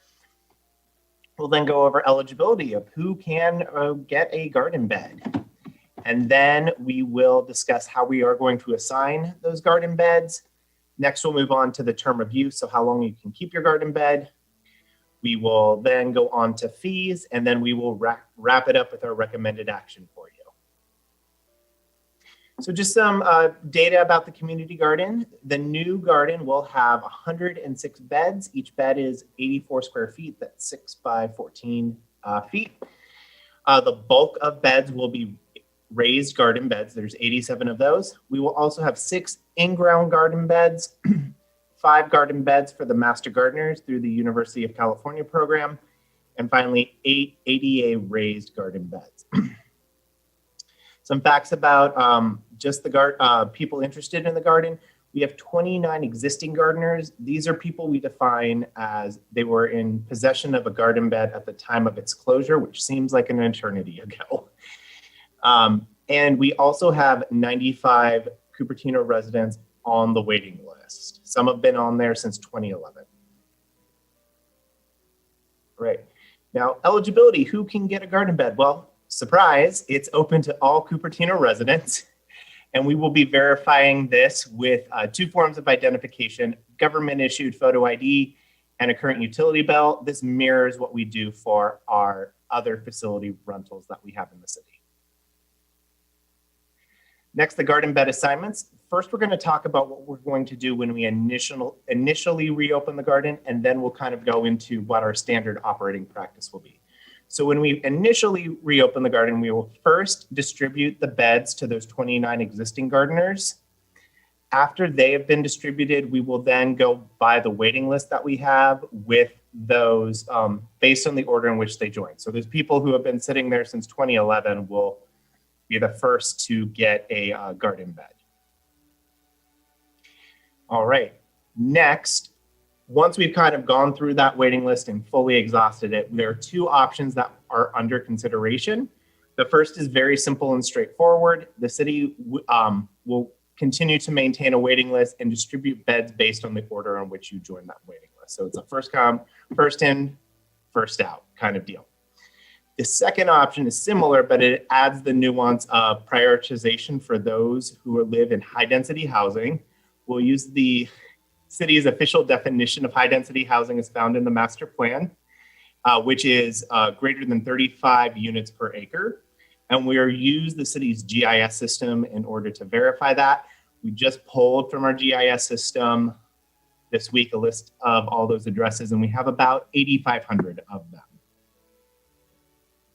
Right. So you can take a look at what's going on in Santa Clara County with our other cities that have gardens. Every other city has a residency requirement. That's not a big surprise. What is kind of would make Cupertino unique is prioritization of high density housing. No other city does that at this point. The one small caveat to that is the city of Santa Clara. They do give priority if you live within 1/2 mile of their garden, and just based on where it's located, it does include a lot of high density housing units. Not all, there's definitely many single family homes around there, but it also is in a more dense area. All right, our term of use. So our plan is to transition from what is a lifetime term of use to a 3-year term of use. Our rationale and reasoning behind this is we would like to provide more gardening opportunities to more residents. You've been, if you have been waiting for almost 10 years, it can seem like you're never going to get to garden. So we want to really expedite the time you spend on the waiting list. We chose 3 years too, because we didn't want to make it too short where you didn't have enough time to really get the experience of community gardening. There's a lot of learning that goes along with it. I tried growing stuff during COVID. It did not go well, but I did learn a lot through it. And so it gives residents that time to go, okay, that didn't work. Let's try something new. And there's also some crops that are take more time to cultivate and are not just like a single year one and done type of crop. So we think with a 3-year term, it really balances these two competing factors. So after a gardener's 3-year term ends, you can rejoin the waiting list, go into the bottom of it. If for some reason we don't have people on the waiting list, it's there's no one waiting, you can just immediately start a new 3-year term. We're going to take another look at what our other cities in our area are doing, and it really kind of runs the gamut anywhere from 1 year to lifetime. So we think 3 years really kind of hits the spot. Santa Clara is the newest garden. Right now, we will soon be the newest garden once ours opens, but they did a lot of research on that too, and really 3 years is what they picked, and we found that our research really aligned with what they decided to do. And as you can see for the waiting period, it really kind of varies. Ours is currently 9 years, almost 10. We're hoping that gets down to 3 years or less with this new procedure. Okay, and the best part, fees. What are we going to charge? So we are proposing a fee of $110, which breaks down to $1.31 per square foot. This is based on a 40% cost recovery when we factor in water use, tools, supplies, administrative fees, and staffing costs. We will also have a $150 refundable deposit similar to what we do with other facilities that people rent in the city. And this is really has two main things. It will cover the cost to return the garden bed to its original condition if the person vacating it does not do so. It will also help cover the cost to replace materials damaged beyond normal wear and tear. Now, our hope is that we're able to refund this to everyone at the end of their term. However, it does provide us a buffer to mitigate any issues that may arise. We'll take one last look at what cities in our area are doing. As you can see, we fall pretty much in line. We are not the most expensive. We aren't the cheapest. With that, that's because we do have a higher cost recovery goal, and we do have some higher staffing costs. Some of these gardens have more administrative tasks run by volunteers where we do have staff handling that with it. And along with COVID, in my research and talking to a bunch of other cities, everyone's looking at what they can do to increase revenues, and garden fees are in the discussion of something they may consider to increase their cost recovery. All right, with that, we've made it to the end, and it's time for the recommended actions.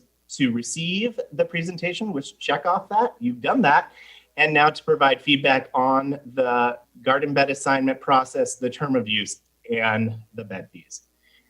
And with that, I'd be happy to answer any questions that you have. Thank you, Jeff. This is great. And a lot of questions is going to pour in.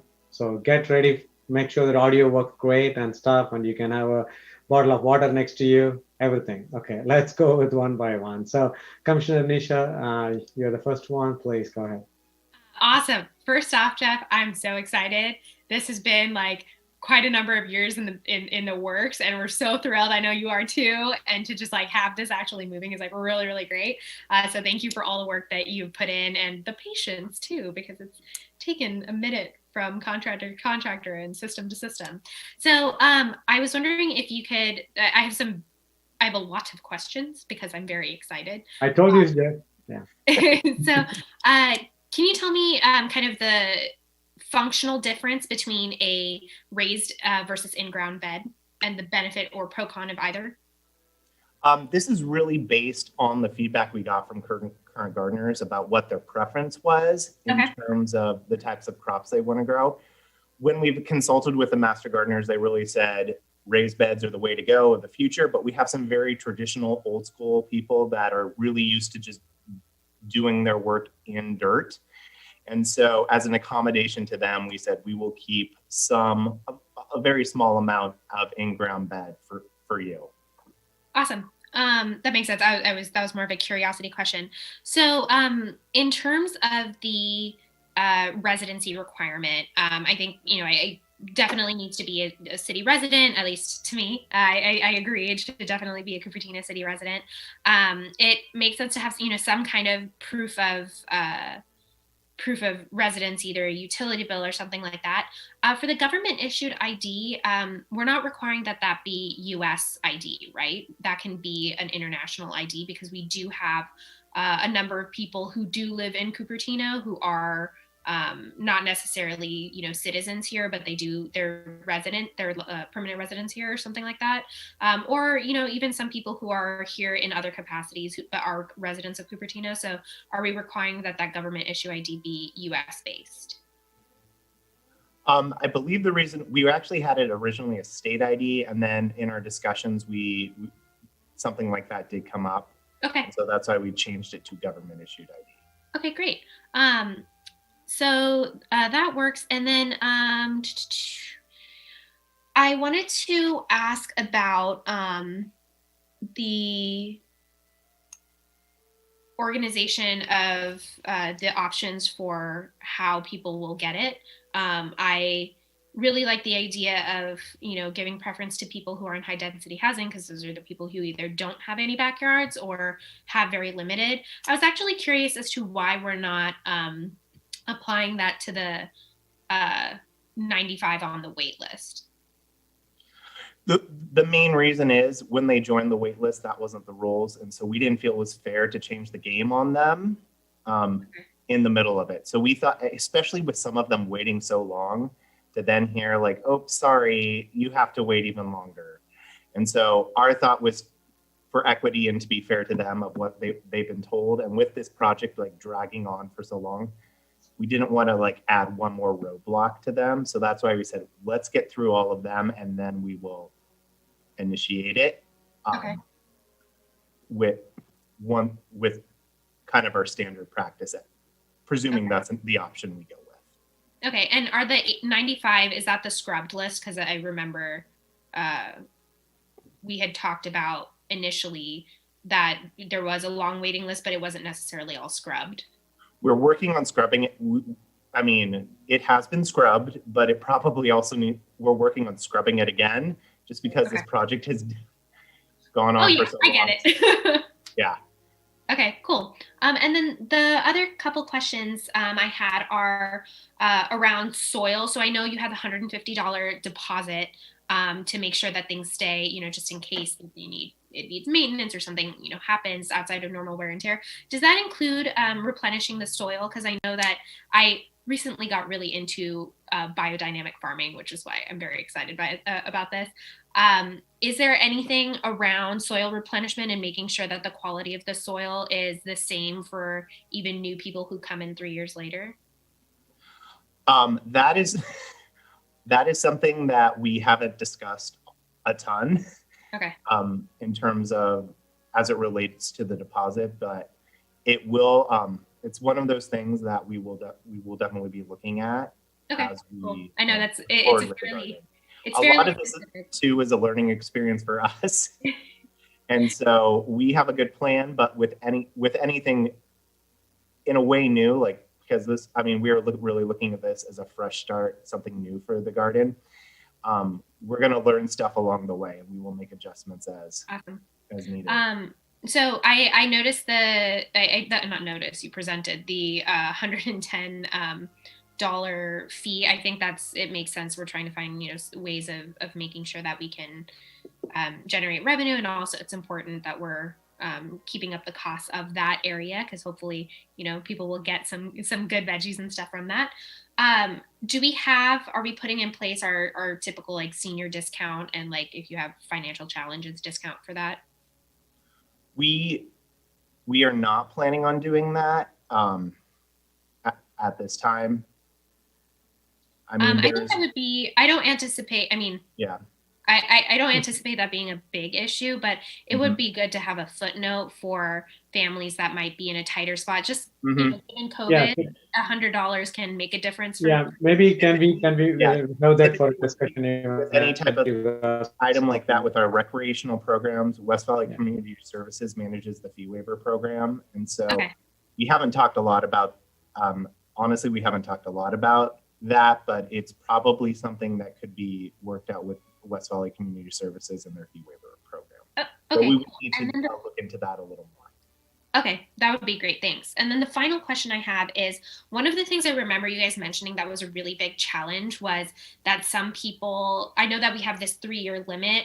I don't have, I know that we're putting that in for people to transition, but if I remember correctly, one of the problems in the past was that we had no process for actually moving people out. There was no, like, if you do X or if your plot is unattended for X amount of time, then you will leave. Do we have a formalized process for bumping people when they need to be bumped? We do. We haven't presented it to you tonight, but it is, I've been working on that as part of our overall community garden guidelines. It's actually the last section that wraps it all up on like page, I don't know, 10 or 12. Okay, cool. That sounds good. I know that was a big problem, so I just wanted to know. Thank you so much. I'm really excited and great job. Really, really thrilled to have this on the docket. Thank you. And I do have questions from Commissioner Shashi, please. Off before I started talking. That's good. Thanks for doing this. This was a good presentation. It was a good overview. Start up right where Nisha started, which was of the in-ground beds. Are we actually going to do something about the gophers? Because anybody who's doing in-ground this time is from experience. I have a raised bed and I have gophers getting into them. So I was getting to the point where I was thinking about bombing them. I didn't. I'm still working on castor oil, but seriously, I mean, we couldn't grow anything. It's just maybe because there aren't enough people. I don't know what the heck is going on, but it's just attacked by gophers. So what are we doing for those 6 beds? Because they won't grow anything, not where that place is. I kind of understand a little bit more those classic Donald Duck commercials where he's really mad at Chip and Dale and always going after them. Makes a little more sense now when you put it in context. But in terms of it relates to the in-ground beds, we do have some gopher mitigation as part of the build. It's not under the garden completely. It does go around the perimeter of it and down into the ground several feet. I don't know what the exact footage is, but it is enough based on what our experts have told us. That being said, this garden is in the middle of a nature preserve. And so it is impossible for us to 100% mitigate this. And it's something we have made very clear to the current gardeners who have requested this. And in a way, we've done what we can do. You get to, if you want one of these beds, you get to garden at your own risk. You would have to add something additional. I mean, you're going to put something on the sides with nothing at the bottom? Well, there is around the perimeter fence, but there's nothing we can really do because they're in ground. All the beds will have them at the bottom of the beds to prevent them from growing up. But because they're in ground, we couldn't do that with these 6 beds in particular. And we made that clear when we were getting feedback from people, and they're like, nope, we really would like them. Okay. So these are actually beds that exist right now that people are growing something, or is just no, new they're beds? not now. They're based on what was in our old garden. So our previous gardeners who everything was in ground there, they're the ones who were like, when we were soliciting feedback from them, there are some very passionate people about having in-ground beds. They were clear that based on the type of gardening they wanted to do, that was their preference for it. We explained what we were going to do for gopher mitigation. And then they said, okay, that's fine. We still want our in-ground beds. Yeah, That's fine. They're going to be paying fees and still not grow anything if those gophers get there. So as long we as said, they're we, accepted, will that we be said, as part of the? We unfortunately can't make, unlike where Donald Duck lives, we can't make it a magic kingdom. Yes. Where so we've explained everything, and then they get to choose what they do. And when we do start distributing the beds, they'll get the option of selecting it. We aren't going to force someone to take an in-ground bed if they don't want it. But when they select the in-ground bed, are they going to sign something that says you're on your own? Well, they will sign our general contract, and I know our lawyers will have many fun words in there that deal with a lot. Because I mean, we don't want to have some kind of a litigation going on because they didn't think of the gophers, and then suddenly they're not growing anything and they're paying fees. So it's a bit of a nuisance. And believe me, I'm so frustrated with those gophers. I know the feeling. With regard to the terms where some communities, and I'm just trying to pull up the slide, where I think it's slide 9, where you see terms of use. Some have 1 year, some have 2 years, and we have 3, which is, not exactly in the middle because some have lifetime. Question is you said you came up with 3 because, you decided some crops continue for 3 years. What was that? Or just their experience for 3 years? Some types of things that you grow will take longer. Certain vegetables out there take longer to fully develop. There are some flowers. We have some people, some current gardeners who are cultivating flowers, and they're perennial plants. And so they can take a little longer to fully mature for it. And so, but something that takes longer than a year or 2? The reason it will grow, but then so with certain plants, you'll grow and they'll grow a little, and then they'll, oops, sorry, I bumped something on my computer. They'll grow and then they'll go into their normal dormancy kind of phase for the wintry season, and then they'll continue growing even more the next year.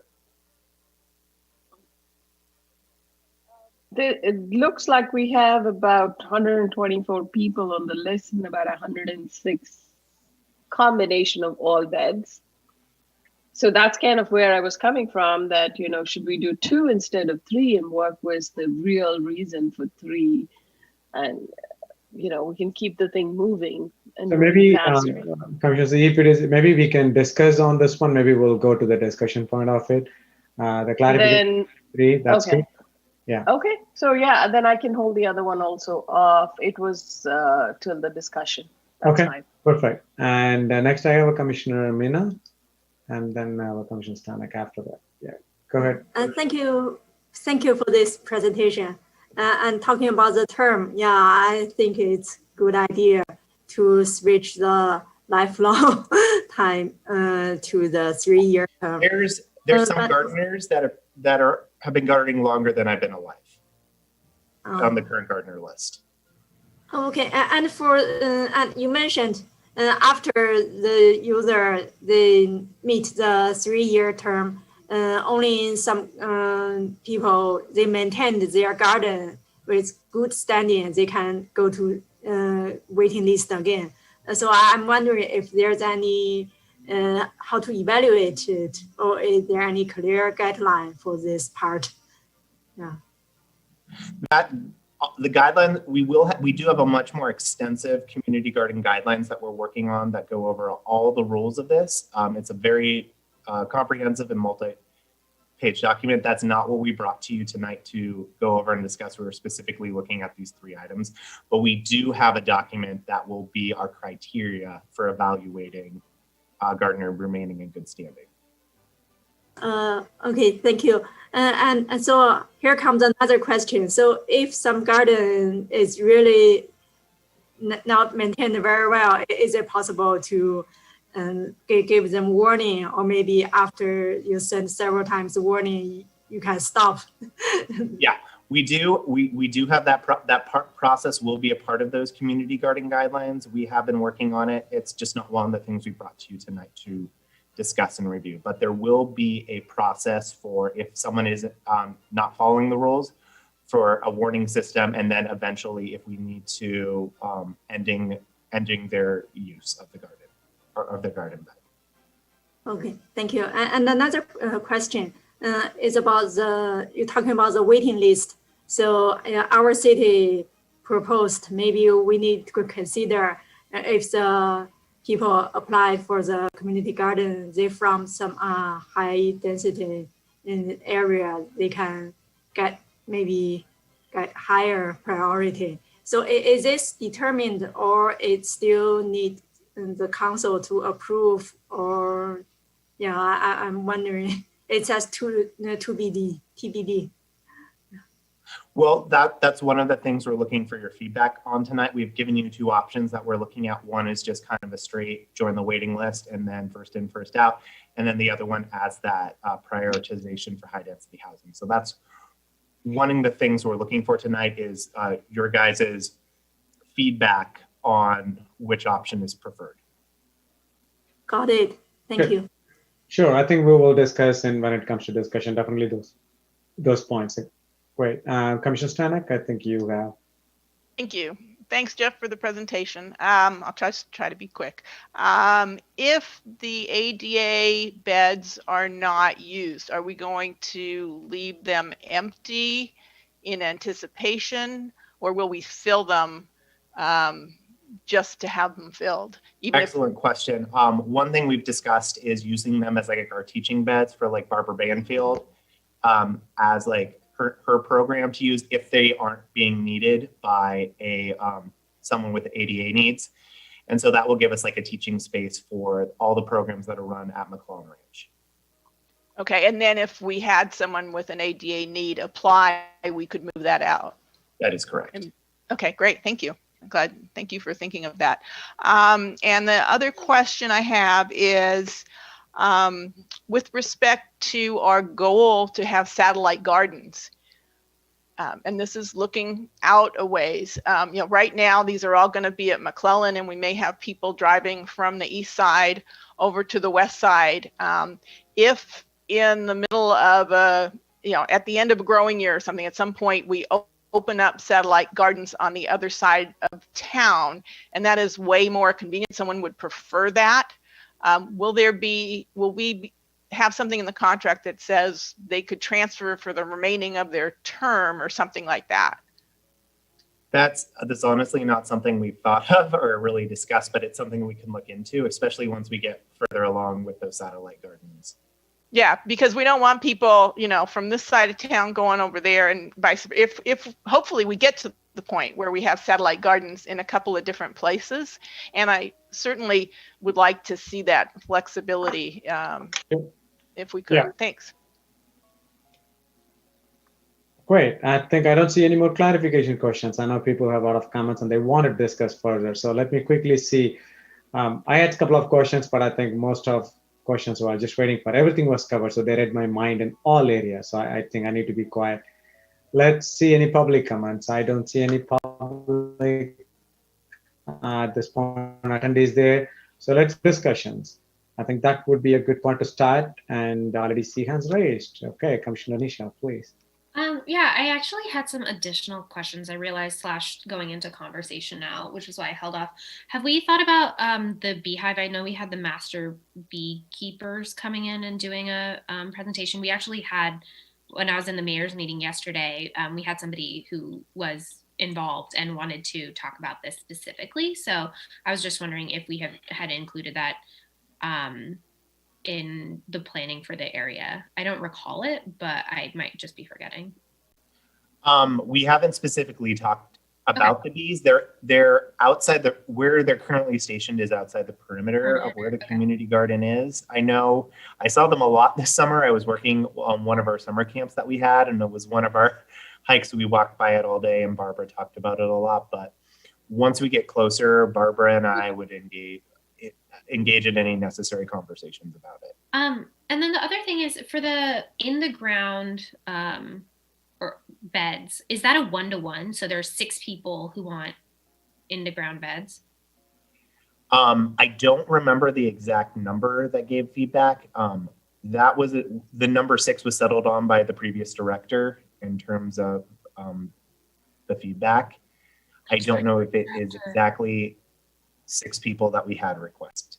Okay, the reason I ask is because that is a specifically like unique setup. I'm wondering if it was like 6 people are requesting it and we're having 6 beds, but then we're expecting people to move out after 3 years. I actually wonder, should we be doing a 1-to-1, or is it like there's 12 people who want 6 in-the-ground beds, so we'll do half of that, and we know at least for the next 6 years we have people? Because I don't want in 3 years for that area to become one that nobody wants to get off the wait list for, or people, that becomes the plot that nobody wants. So I don't know enough about it to like, I was just curious if that was a 1-to-1. It's possible for us, like down the road, the way they're laid out, it's possible for them to be converted to raised beds. Okay, cool.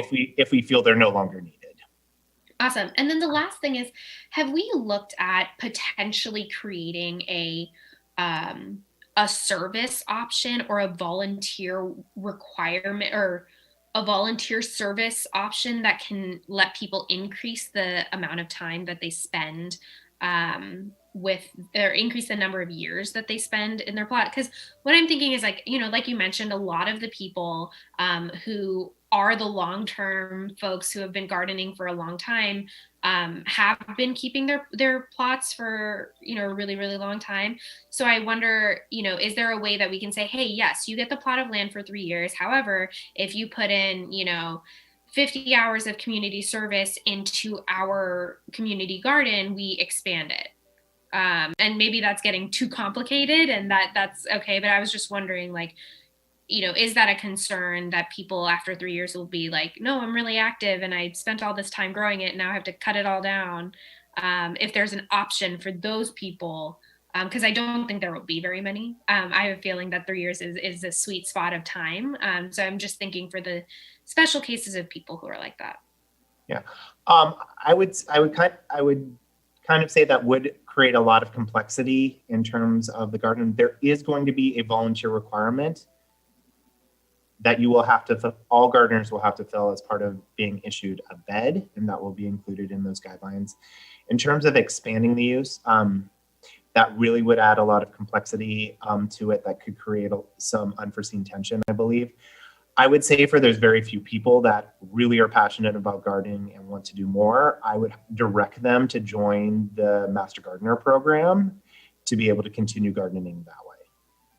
And for the 5 Master Gardener spots that we have so far, are those spoken for? Yes and no. Yes, in the fact that they are spoken for by the Master Gardener program. Now, the Master Gardeners will take care of the administration of who is going to be gardening specifically in those beds. They have their own organizational structure and setup. We will be initiating an agreement with them to stay. We're going to be providing you with these beds for no cost. This is the services we're expecting from you guys in return. Okay. Okay. All right. Yeah, I just feel like if there's, the couple people who are just really passionate about it. Exactly. And I would say if you're that passionate, become a Master Gardener.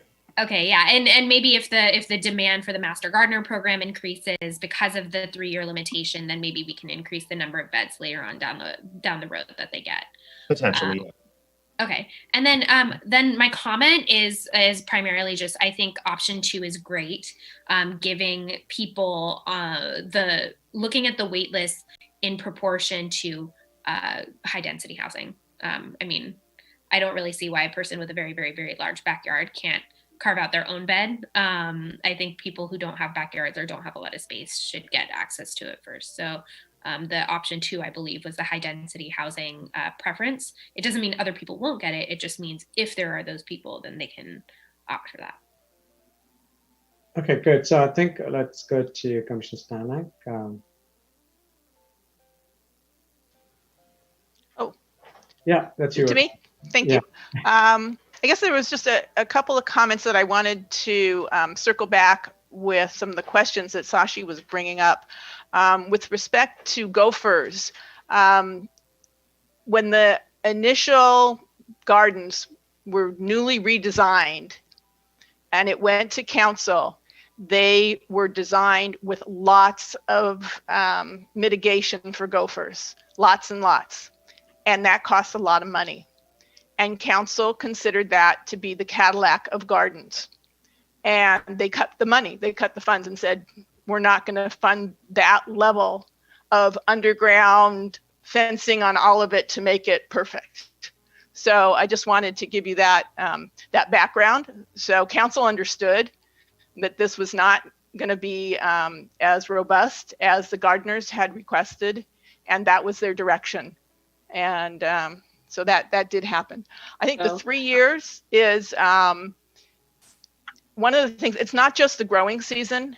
It's also that these gardeners make an investment, and they buy things and they build little structures and inside their garden beds, and with I don't know, but they spend a lot of money doing special investment. And so 3 years at least gives them an opportunity to make that pay off for them.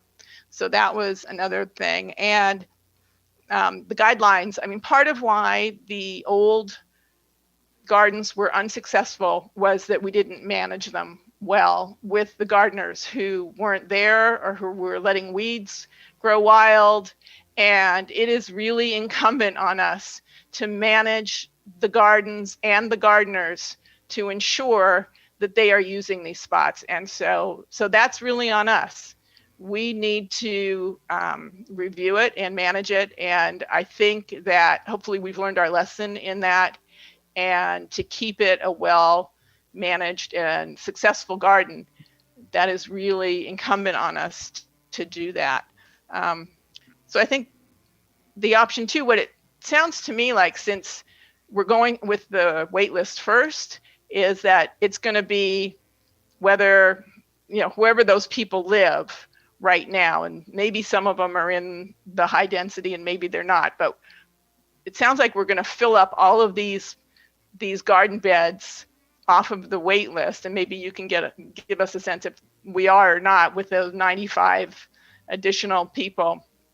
And so it's probably going to be 3 years till we really start giving any priority to high density. So there is a transition that's going to go on here. And I don't have a problem with the high density thing. It's going to end up being phased in, I think, and you can correct me if I'm wrong about that. But those were mostly my comments. Thank you. And I do have a similar comment on it, but I'll wait until maybe Commissioner Sashi raised the hand. Please go ahead. Concern with the gophers just having that experience was not that we should necessarily provide the bottom, but I just wanted to make sure we have some kind of language so people don't get frustrated with having something like this, and that they're aware that you asked for it, so here's what you get. That's really where I was mostly coming from. I mean, you can only do so much beyond that. As a city, we have to balance out how we spend our money. The other thing that I had more of a discussion point was just the cost. Can you comment, Jeff, a little bit about how we came up with that cost? Again, I don't have the history the rest of the people do on this one, so I'm just kind of curious as to how we came up with that cost. Yeah, certainly. So as I said, it represents a 40% cost recovery based on the factors of water use, tools and supplies, administrative costs, and then staffing costs. So what I did is I looked at past water usage for the community garden, because we were looking at similar planting area, even though the plot sizes are completely different and we have a bunch more of them, but the total water use, we were relying on what happened in the past. We then looked at current water rates. And so we calculated that it would, at a 40% cost recovery, on average, we're looking at about $22 per plot per year. We have some tools and supplies we will be providing for community use. These are like bigger items that would not be easily transported in a car, like your wheelbarrows, your utility carts, any kind of garden tool with a really long pole on it, like for like a shovel or something. And that, just based on like an amortization schedule to make sure we're replacing them as needed, breaks down to about $3. I believe it's $3 a year. Yeah. Administrative fees, we do have, there's a lot of technology charges with ActiveNet, bank charges that we had to make sure that we're engaging in cost recovery. COVID has taught us a lot that this is a big drain on us, especially with all the transactions we do. And so that breaks down to about $10 a year to cover all those. And then finally, the staffing cost breaks down to $75 per garden bed per year. And that's based on the average salary of a recreation coordinator with 15% of their time dedicated to the community garden. And so that's how we came to the magic number of 110. Do we have any kind of feedback from previous guidance? What did we charge before, or did we not charge before for the? We did charge before. I believe the fee was around $100, but that it was very difficult because the garden beds came in all shapes and sizes, and so there wasn't really a lot of standardization with it. Kind of one of those factors that just led to like the mess that eventually came up with the garden. So we aren't like drastically increasing the average fee. Good.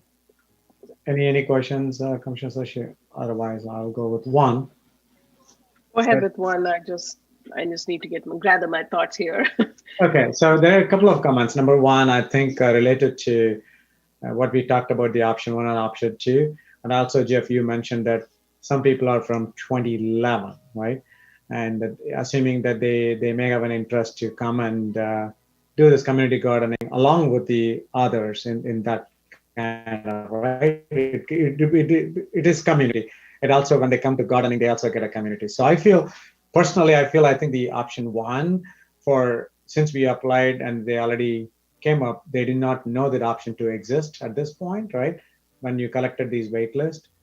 I would think that my recommendation or my suggestion would be clearing them all with option 1, and then any new applications when you start from the time when you open it up, you can put it up saying that, you know what, now we are making it preference to the high density people who live in the high density, which will make sense so that the long waited people also will have an opportunity to come and enjoy it for the next 3 years. And because they waited for 10, 11 years plus, so that's good. And then we can start using it from the time you launch this after fulfilling all the 95 people. And anybody new application when it comes, it all goes with option 2. If you go with it, I think that would be my thought process on it. And the second comment is about what Commissioner Stanek brought it up, which is also very valid, is if I have a community gardens, and I know in the previous last meeting we talked about what are the park and amenities, where and all we can build community gardens. We did all the assessment, right? So when we go and talk about it, we will build community gardens at some other places. It could be east or wherever it is. We are going to build. And if some people are just sitting next to it or kind of, obviously they would love to see that they want to get a preference, because otherwise coming to the commute for a long commute itself will prohibit them to come and do it. Rather, this will be a motivating factor to be next to there. So absolutely, if there is no policy exists today, I think it will be good to plan for it in case if that comes, and if they are already in part of it, they should be able to get transferred into the community garden close to them, at least the preference wise. It'll be good to have a preference. Again, that may come into complexities too, because I don't know how far, if there are 5 people asked for it and how far the distance from their house into it, which one you to give it, kind of, it may come to, but still it'll be good to have that option explored and see how a person maybe in the east can really switch to a community garden close to Creekside Park, for example, or others. It'll be good. I mean, when I listened to it, I said, oh yeah, that makes perfect sense. I think we should explore the option. Even if it doesn't exist, I think anyway, whoever gets on it, they're not going to go away for 3 years. So we have enough time. By the time we build the community gardens, and then by the time we ask for it, I think we should have an option. So that would be my other comment on that particular topic. That's pretty much. And let me go to Commissioner Nisha. Commissioner Sashi, you said you were thinking about it. Looks like you raised your. Okay, but Nisha, please go ahead. Jeff, I just wanted to reconfirm the option 1 and the option 2 is not actually for how we start off. The current process is going to be, we have the plots of land, we give them to the people who are existing gardeners, then we go through the list of the scrubbed, whenever that gets scrubbed, the scrubbed or re-scrubbed 95, and then we go to one of the two options, correct? That's correct. Yeah. Okay. So that's not, yeah. So I just wanted to. Then it's good. Yeah. I got a little Maybe confused. my misunderstanding on that. Thanks for correcting. Okay, no worries. Yeah. So I think that's really great. I think, again, I'd still stick with option 2. I would like to, if possible, when we start reaching out to even the 95, if we can just have a note in there that they can apply for West Valley waivers, just so people are aware that, hey, like there's another option. I don't want someone to feel like they can't, participate because they can't afford to. And again, I don't necessarily think that's quite relevant for everybody in this community, but I know that there are some people who might be having challenges with it. And so I just want to create that option value for those particular people who might be struggling at this time. So that's it. That was my only comment. Thank you. Commissioner Soshi, you have one more. I kind of remember what my other question was. What is the size of the plots that we're talking about? 8 by 4, 12 by 4? I forgot what it is. At 6 by 14, it's 84 square feet.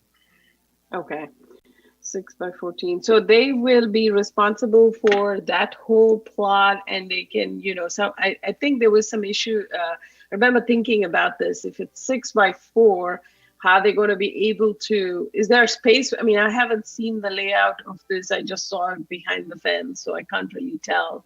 How are they going to reach, how are they going to reach across the 6 feet? So they'll be able to access both sides of the garden bed. So to reach the middle, it's only a reach of 3 feet. So they can switch sides as needed to reach in. Just to follow on that east versus west, I mean, can't we just make it, if and when we have the satellite gardens, when we have the satellite gardens, can we not just give the option? It's like, hey, if you are on the list in your priority thing, there's one that showed up here, so you want it. If not, you get the one, that sort of make it simpler, not give people a lot of choices. You come up here, you either do east or west, you pick which one you want when there is an opportunity.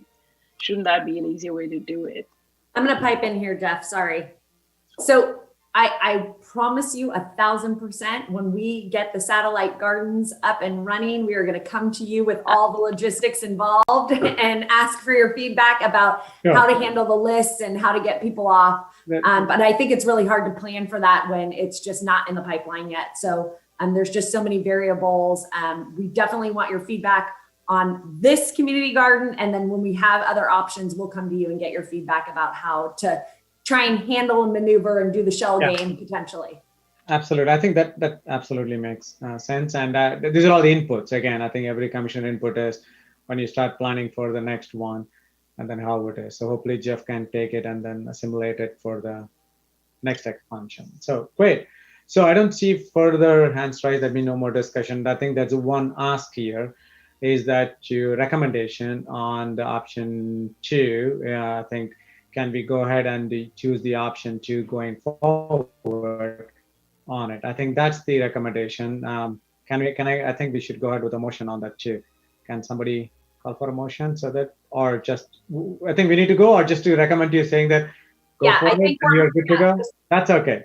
I just want to summarize. So we prefer once the garden bed list is exhausted that we go with option 2 for high density housing and a priority given to those individuals on the list with that. We are good with the 3-year term, I think is the consensus. And then we're good with the fees as well as they stand with the deposit and 110 annually. I think that's all we need. We appreciate all your feedback and you all brought up great points.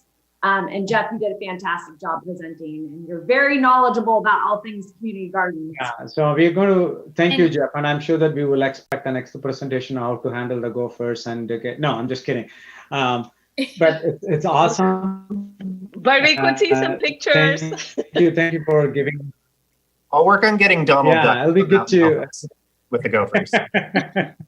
And you know, if you ever need help enforcing that the participation guidelines, you just let me know. You just let me know. I'll be there. I'll be there. I'll take that. So you have a lot of warriors around you, Jeff, to support.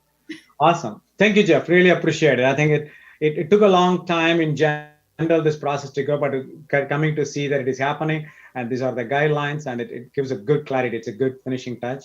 Your presentation gave us such a good feel about it. Thank you. Really appreciate it. Great. Thank you all very much for your input and feedback. Thanks. Sure. Thank you. Good night. Okay, so let's move on to the subject number 7. Can we take a 5-minute break? Yes, please. Then we should do it going forward. It's virtual. We should. Can we pass the? Yeah. So yeah, go ahead. We should. Before we convene at 9:25. Yes, please. God.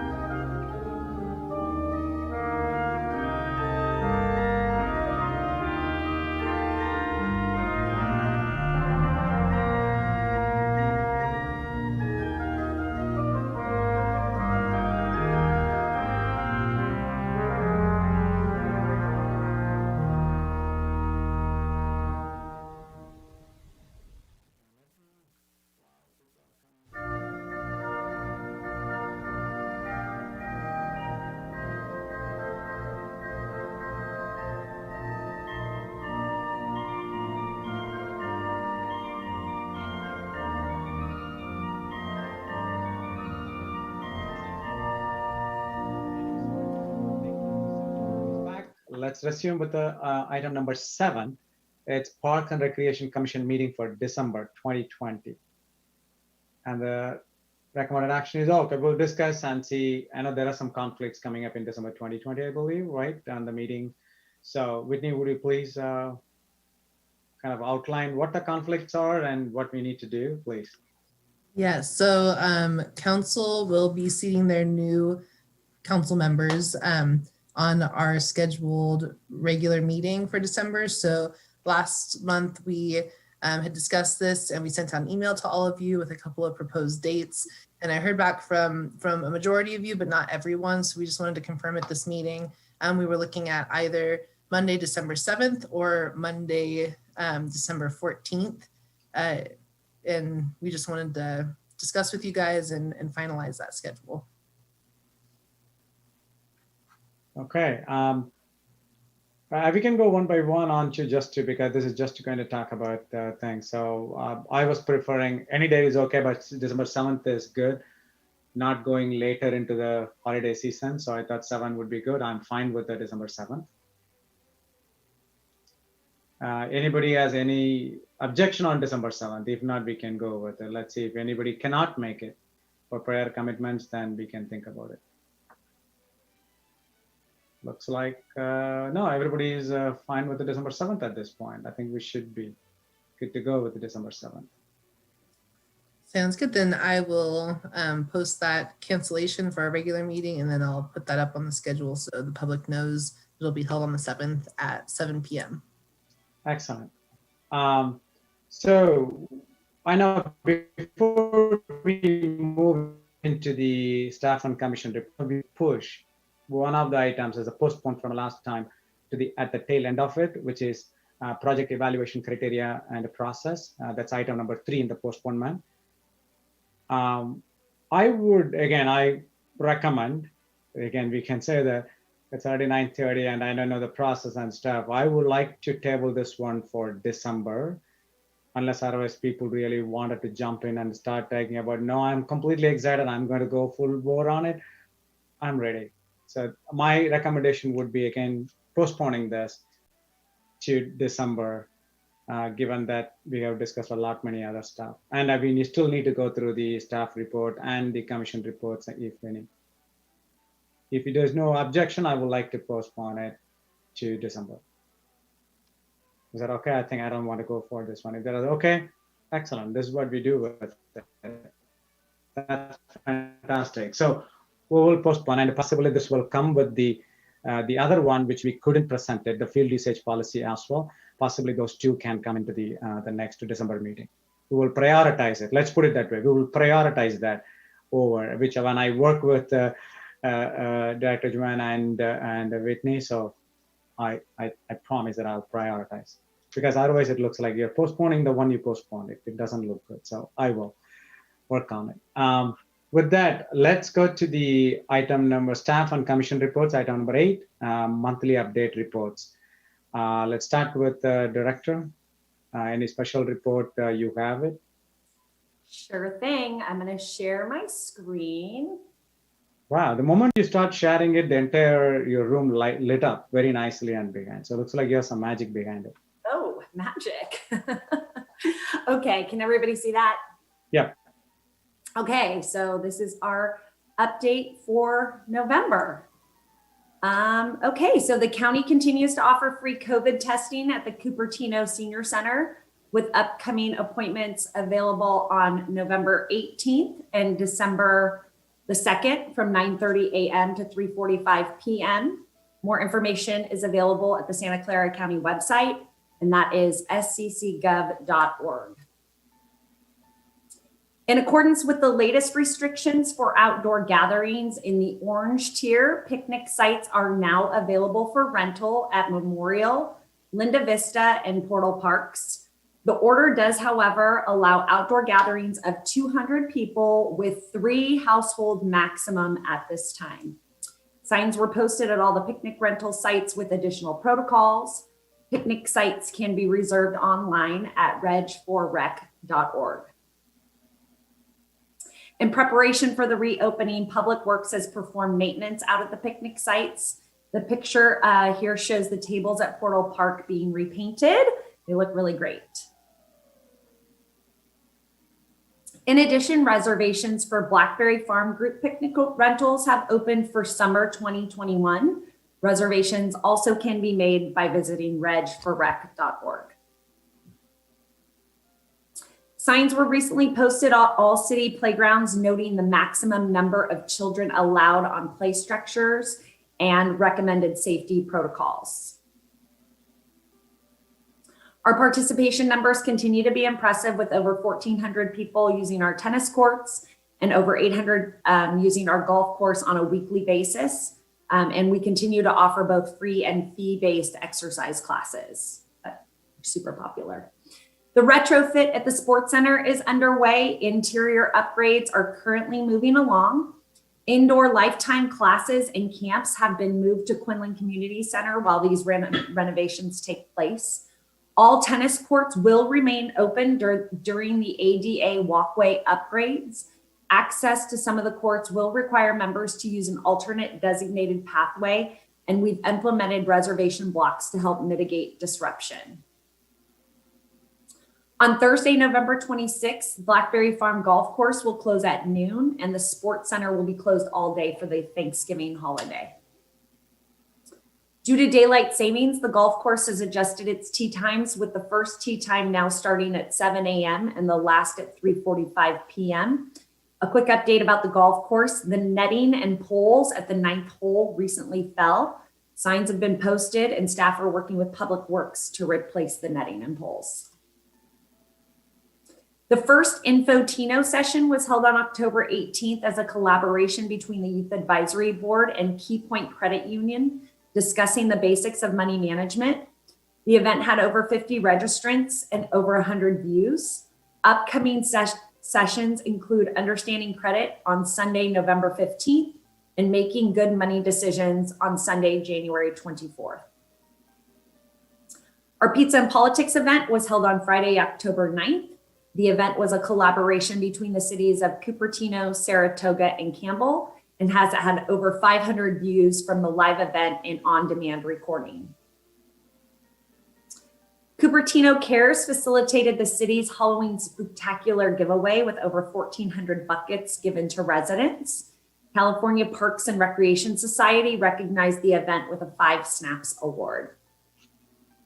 That's awesome. Santa Clara Valley Audubon Society's Wildlife and Harvest Day will be held virtually this year. Various videos will be posted online all month long. You can attend by visiting scvas.org/wildlife-harvest. They have some great videos. Parks and Recreation staff turned Blackberry Farm's parking lot into a drive-in movie theater on the evenings of October 30th and 31st. The Halloween movie Hotel Transylvania was shown with advanced registration required. Registration for this event filled up very quickly. At the November 2nd meeting, the City Council adopted an amendment to the section 13.04.190 concerning activities in city parks. The amendment grants the Parks and Recreation Director discretion to allow city-sponsored programs during park curfew hours. This was done specifically to allow for the overnight event at Creekside Park for Camp Cupertino. This week, the city manager provided a memo to the City Council about the Rancho Recanata Park District work program item with the Commission's recommendation. Staff are currently working with LAFCO to determine next steps and additional community outreach. Staff are working to streamline the administrative processes for the community funding policy. Most notable changes include an earlier application due date, which would allow for staff more time for processing and review of the applications. Once staff have finalized the proposed updates, it will be presented to the City Council. We will be collecting feedback from the community on themed playground equipment for the 2 to 5-year-old playgrounds at Varian and Creekside Parks. Themes have been narrowed down to the following 2 choices for each park. At Creekside, there is both a sports or creek theme to choose from, and at Varian, there is a farm or nature theme to choose from. Community members will be able to provide their input between November 9th and December 4th. Postcards will be distributed to residents within a quarter mile of each park, and signs will be posted at each park with information about how to participate. More information about this project can be found at the project website, which is cupertino.org/playground equipment. And I think it's going to go live. Either it went live today or it's going live tomorrow. So in case you go there tonight and it's not there, it will be up soon. We will be bringing more information to the commission following the community outreach effort. And that is all I have. Thank you. Thank you, Joanne. That's lots of data. So we'll go and look into your presentation later and go through it. Thank you. I see hands raised on this one. I hope we're not going through a detailed discussion or a question on this report. And I know still Sashi has raised. And let me check what. Go ahead, Commissioner Sashi. Quick question. Maybe you don't have this off the top of your head. You can get back. Just the sports center when it's fully functional. I mean, not now, but when it's fully functional, do we have people on the wait list to try to get in, or is it people hardly use it? We have not been in full operation since I started here. And so what we're working on is obviously the interior of the building has been closed the entire time due to either COVID or the seismic retrofit. We are hoping that when the seismic retrofit is over in January, and if the current restrictions allow people back into the building to participate, there is fitness equipment, weight room equipment, racquetball courts, gymnasium. There's a childcare area. So I don't believe there is a wait list. I know there are different types of memberships, and part of what we're trying to analyze right now is how we can streamline the memberships so that when we reopen in January, things are a little bit easier for staff to handle and facilitate. Okay. Thank you. And a couple of more questions because you have given lots of data, so definitely people need to have some questions. So Commissioner Stanek, please. Thank you. I had a question for Joanne. So as we were discussing our minutes from last meeting, you know that we discussed the Rancho Rinconada and how we thought that was going to come back to the commission before the recommendation went to council. So I was surprised to see that the recommendation had gone in a letter from Deb. And I think part of that was we were hoping to add some color to that recommendation. So is that I don't think, has that letter been shared with us? I haven't seen that. Is that something that can be shared with us? It was just an update that was provided that you had all made that recommendation. And it's really pretty much to just provide an update to council so they're all in the know about this work program item. Certainly before we do any presentation to council, you will have the ability to provide your feedback and updates. I would not want to represent the commission without you all having being able to provide your information. But when we go to council, you will definitely be involved in that presentation. But this was just to let them know how you voted last meeting. Which was to move forward with option 2? Is that correct? Okay, so. Yeah, as long as this is a public one, we talked about it, and that's all the memo saying that this is the decision, that's okay. I think there's no formal presentation or anything has happened on that, I believe, at this point. Yes, that's okay. I think that should help clarify, Commissioner Stanek, right? That's the question. Okay. Yeah, I guess, it would have been nice to know that was happening before tonight. That's just my own personal preference. On the community funding, I think there's a lot of thoughts within the commission of how to improve that process as well. And so I didn't see in your slide any opportunity for the commission to weigh in on that. And I'm happy to give you a call outside of this meeting, give you some thoughts on that. I don't know if it needs to come back to the commission. Oh, go ahead, Misha. Oh no, I was just saying maybe coming back to us because I got thoughts too, and I don't want to inundate, the staff on an individual basis, but I do think it needs to come to us because. So these are not really policy changes, so to speak. They're more administrative to help streamline things and make things more efficient for staff to bring the items forward to you in a more concise fashion. So I think that I'm very aware of most of your feedback. I got most of your feedback right after this item was done the last time. And so I'm sure that we're incorporating those items into the document, but the timeliness is we need to bring it to council to get the due date approved to move it sooner so that we can post the policy. There isn't a whole lot of wiggle room.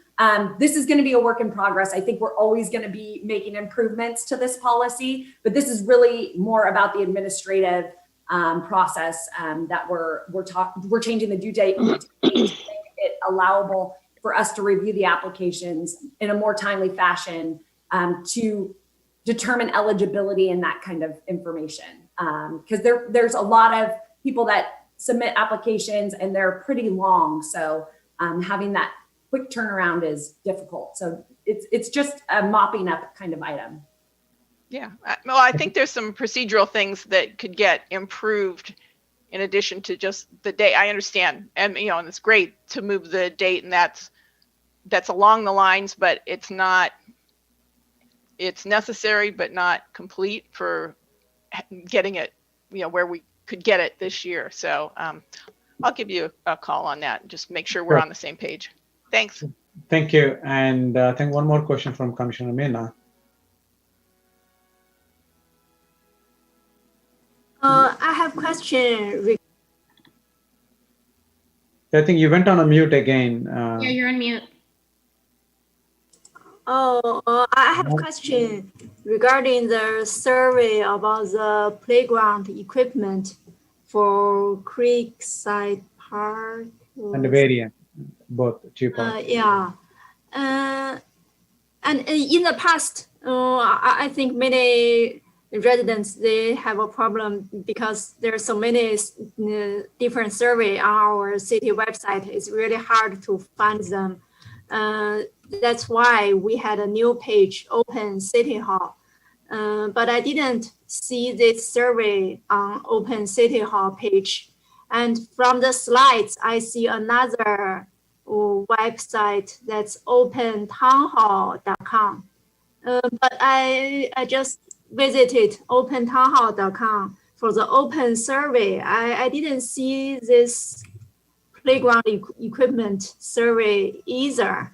So it means on the Open City Hall, Open Town Hall page, it's hard for people to find the survey. They have to know the exact address, the link to the survey. Otherwise, they cannot see it.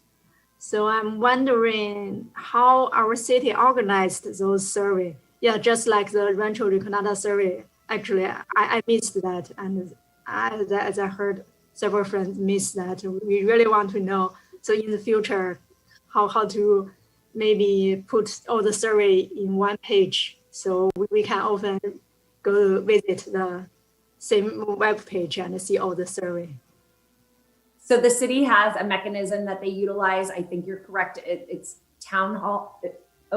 I can't remember all the different acronyms. I still am new here learning what New World, OneDrive.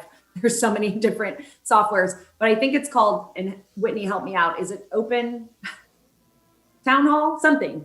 Anyway.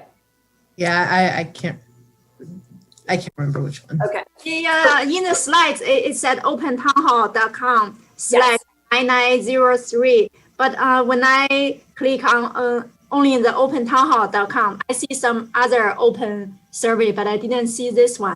Because it's probably going to get published tomorrow. It'll get open tomorrow, or it hasn't gone live yet. It hasn't gone live. Oh, okay. So what's the difference between Open City Hall and Open Town Hall?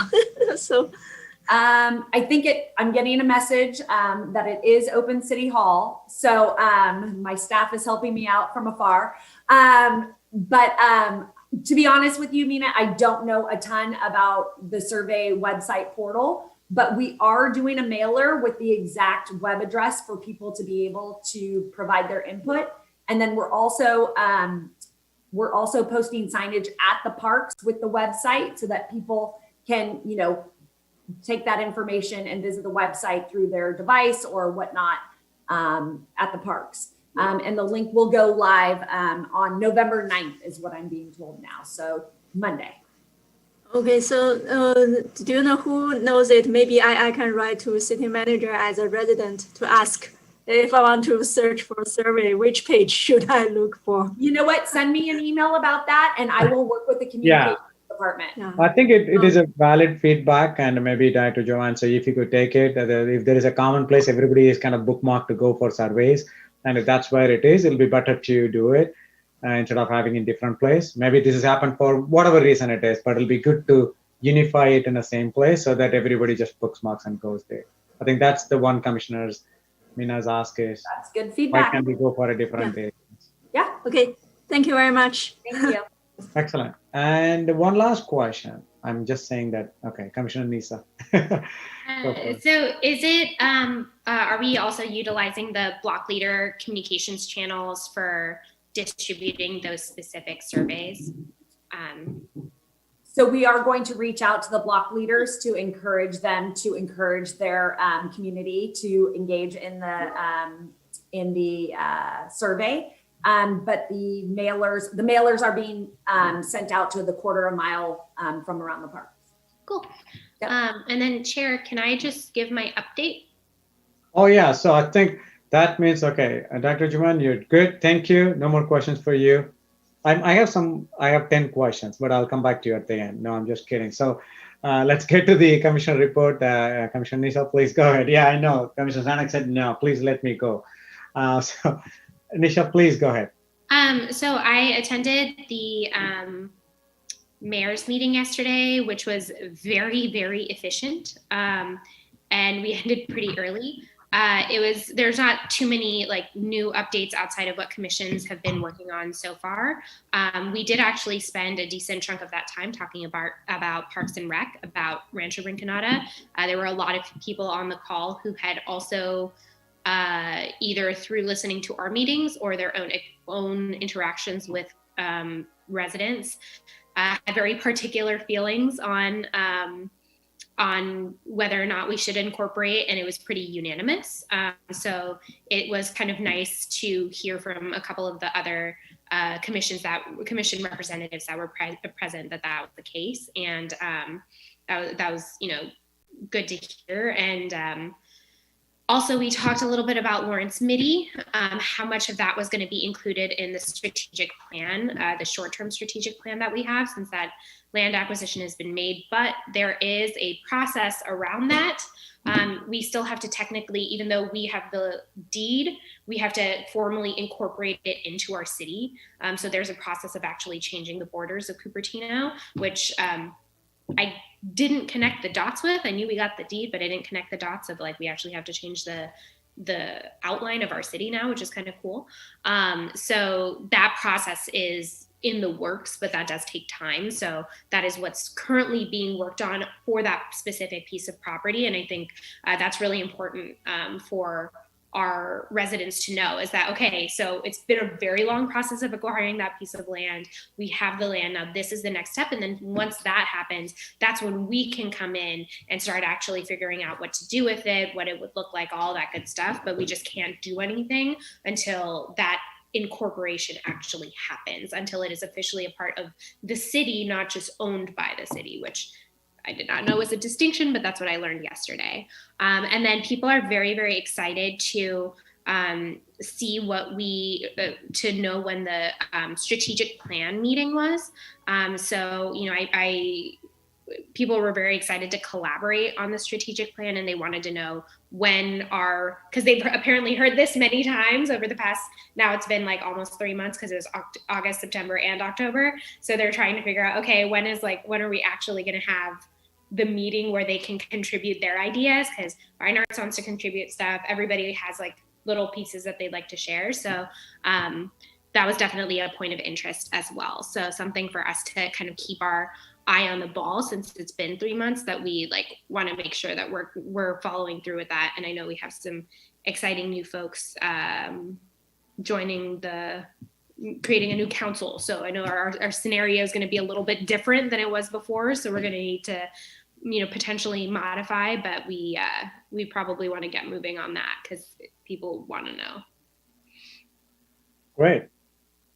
That's good. It looks like it was a very active one. So that's good to hear. Thank you. Any other reports from any other commissioners? At this point, no, none. Okay, thank you. So in that case, let's move on. Before we go away, I just have one question. Oh, sure. At the end of our last meeting, I had asked about having a work plan agenda item, and that didn't happen this month. And so I'm wondering, what do we need to do to have a work plan agenda item so that we can have visibility into what's going to be on our agenda and give input to make sure that the things that we're working on, when they're going to come back to us. Maybe that's a miss. Maybe it's a missing on my point too. I don't know. Maybe I haven't paid attention to that one. Absolutely.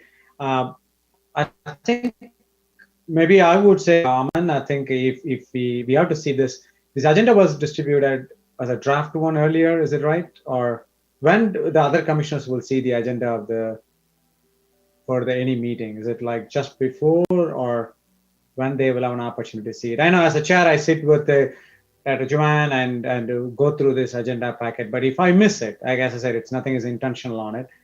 If some of these suggestions are provided, and even on the email too, right? I would like to see that a lot of email coming from individually to directors saying that, okay, these are the things I want to put it on agenda. Absolutely, I would love to see it and say, oh, okay, looks like these are the ones we have already commissioners asked to put it on agenda, then we should put it to. Maybe this particular one is maybe a miss on my part because I was just working through all the stuff. Maybe we did have this as a tentative item. Unfortunately, there were a couple other items like the Heart of the Valley that had to be considered. So we made a decision to put it on the December agenda instead of this agenda. So we'll be coming to you on the December agenda. So I would like to echo that. And actually in the minutes from last week, both Shashi and I had also talked about wanting project updates. And this is the answer to that. And Carol had mentioned it. And I believe if 3 commissioners have asked for an item to be on the agenda, it's supposed to be on the agenda. So I think it needs to be like a standing agenda item like it's been in the past because we need to. Yeah, no, I totally agree. As I said, if it is missed out, I take the responsibility I missed it.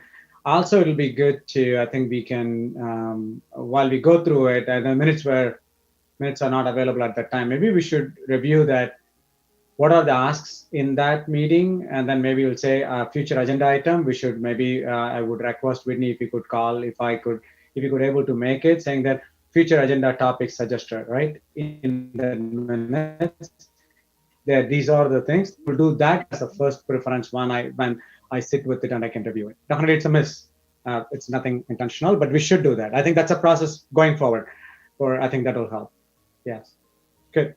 We'll do that going forward. We'll add an additional in the minutes as future agenda topics suggested during the meeting. Let's put that one. Yeah. Do we need a meeting to be planning for a meeting right now for the comeback on the strategic plan items and the rankings and all of that?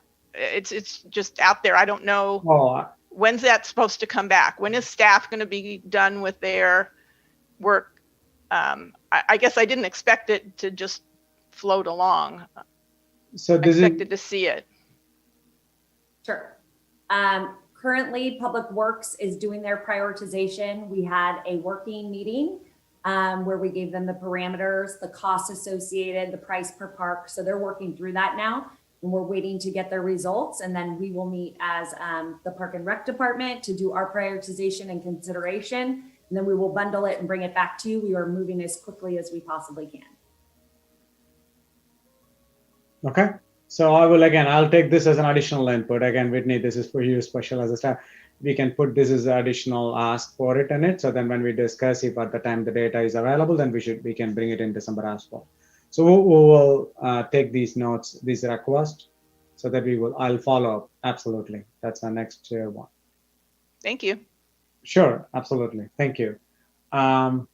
If no other comments, let's move into the commission attendance at upcoming meetings and events. I think we have enough people signed up already. Is that right for December, Whitney, or do we need to? I think we have. I'm supposed to go in December. I think after that we have to figure it out. Yes, exactly. Okay. December is the last month that we have it planned for. Okay. Maybe then we will discuss in December one for the other one for January and others. Okay. That's pretty much. Okay, great. We got a fantastic meeting. And I think we didn't stay, I didn't promise, but I said by before 10. So thank you. It's 9:56 and I adjourn the meeting, Park and Recreation meeting on November 5th, 9:56 p.m. Awesome. Thank you. Thank you. Have a good night. Bye. Watching me eat my burger. Bye.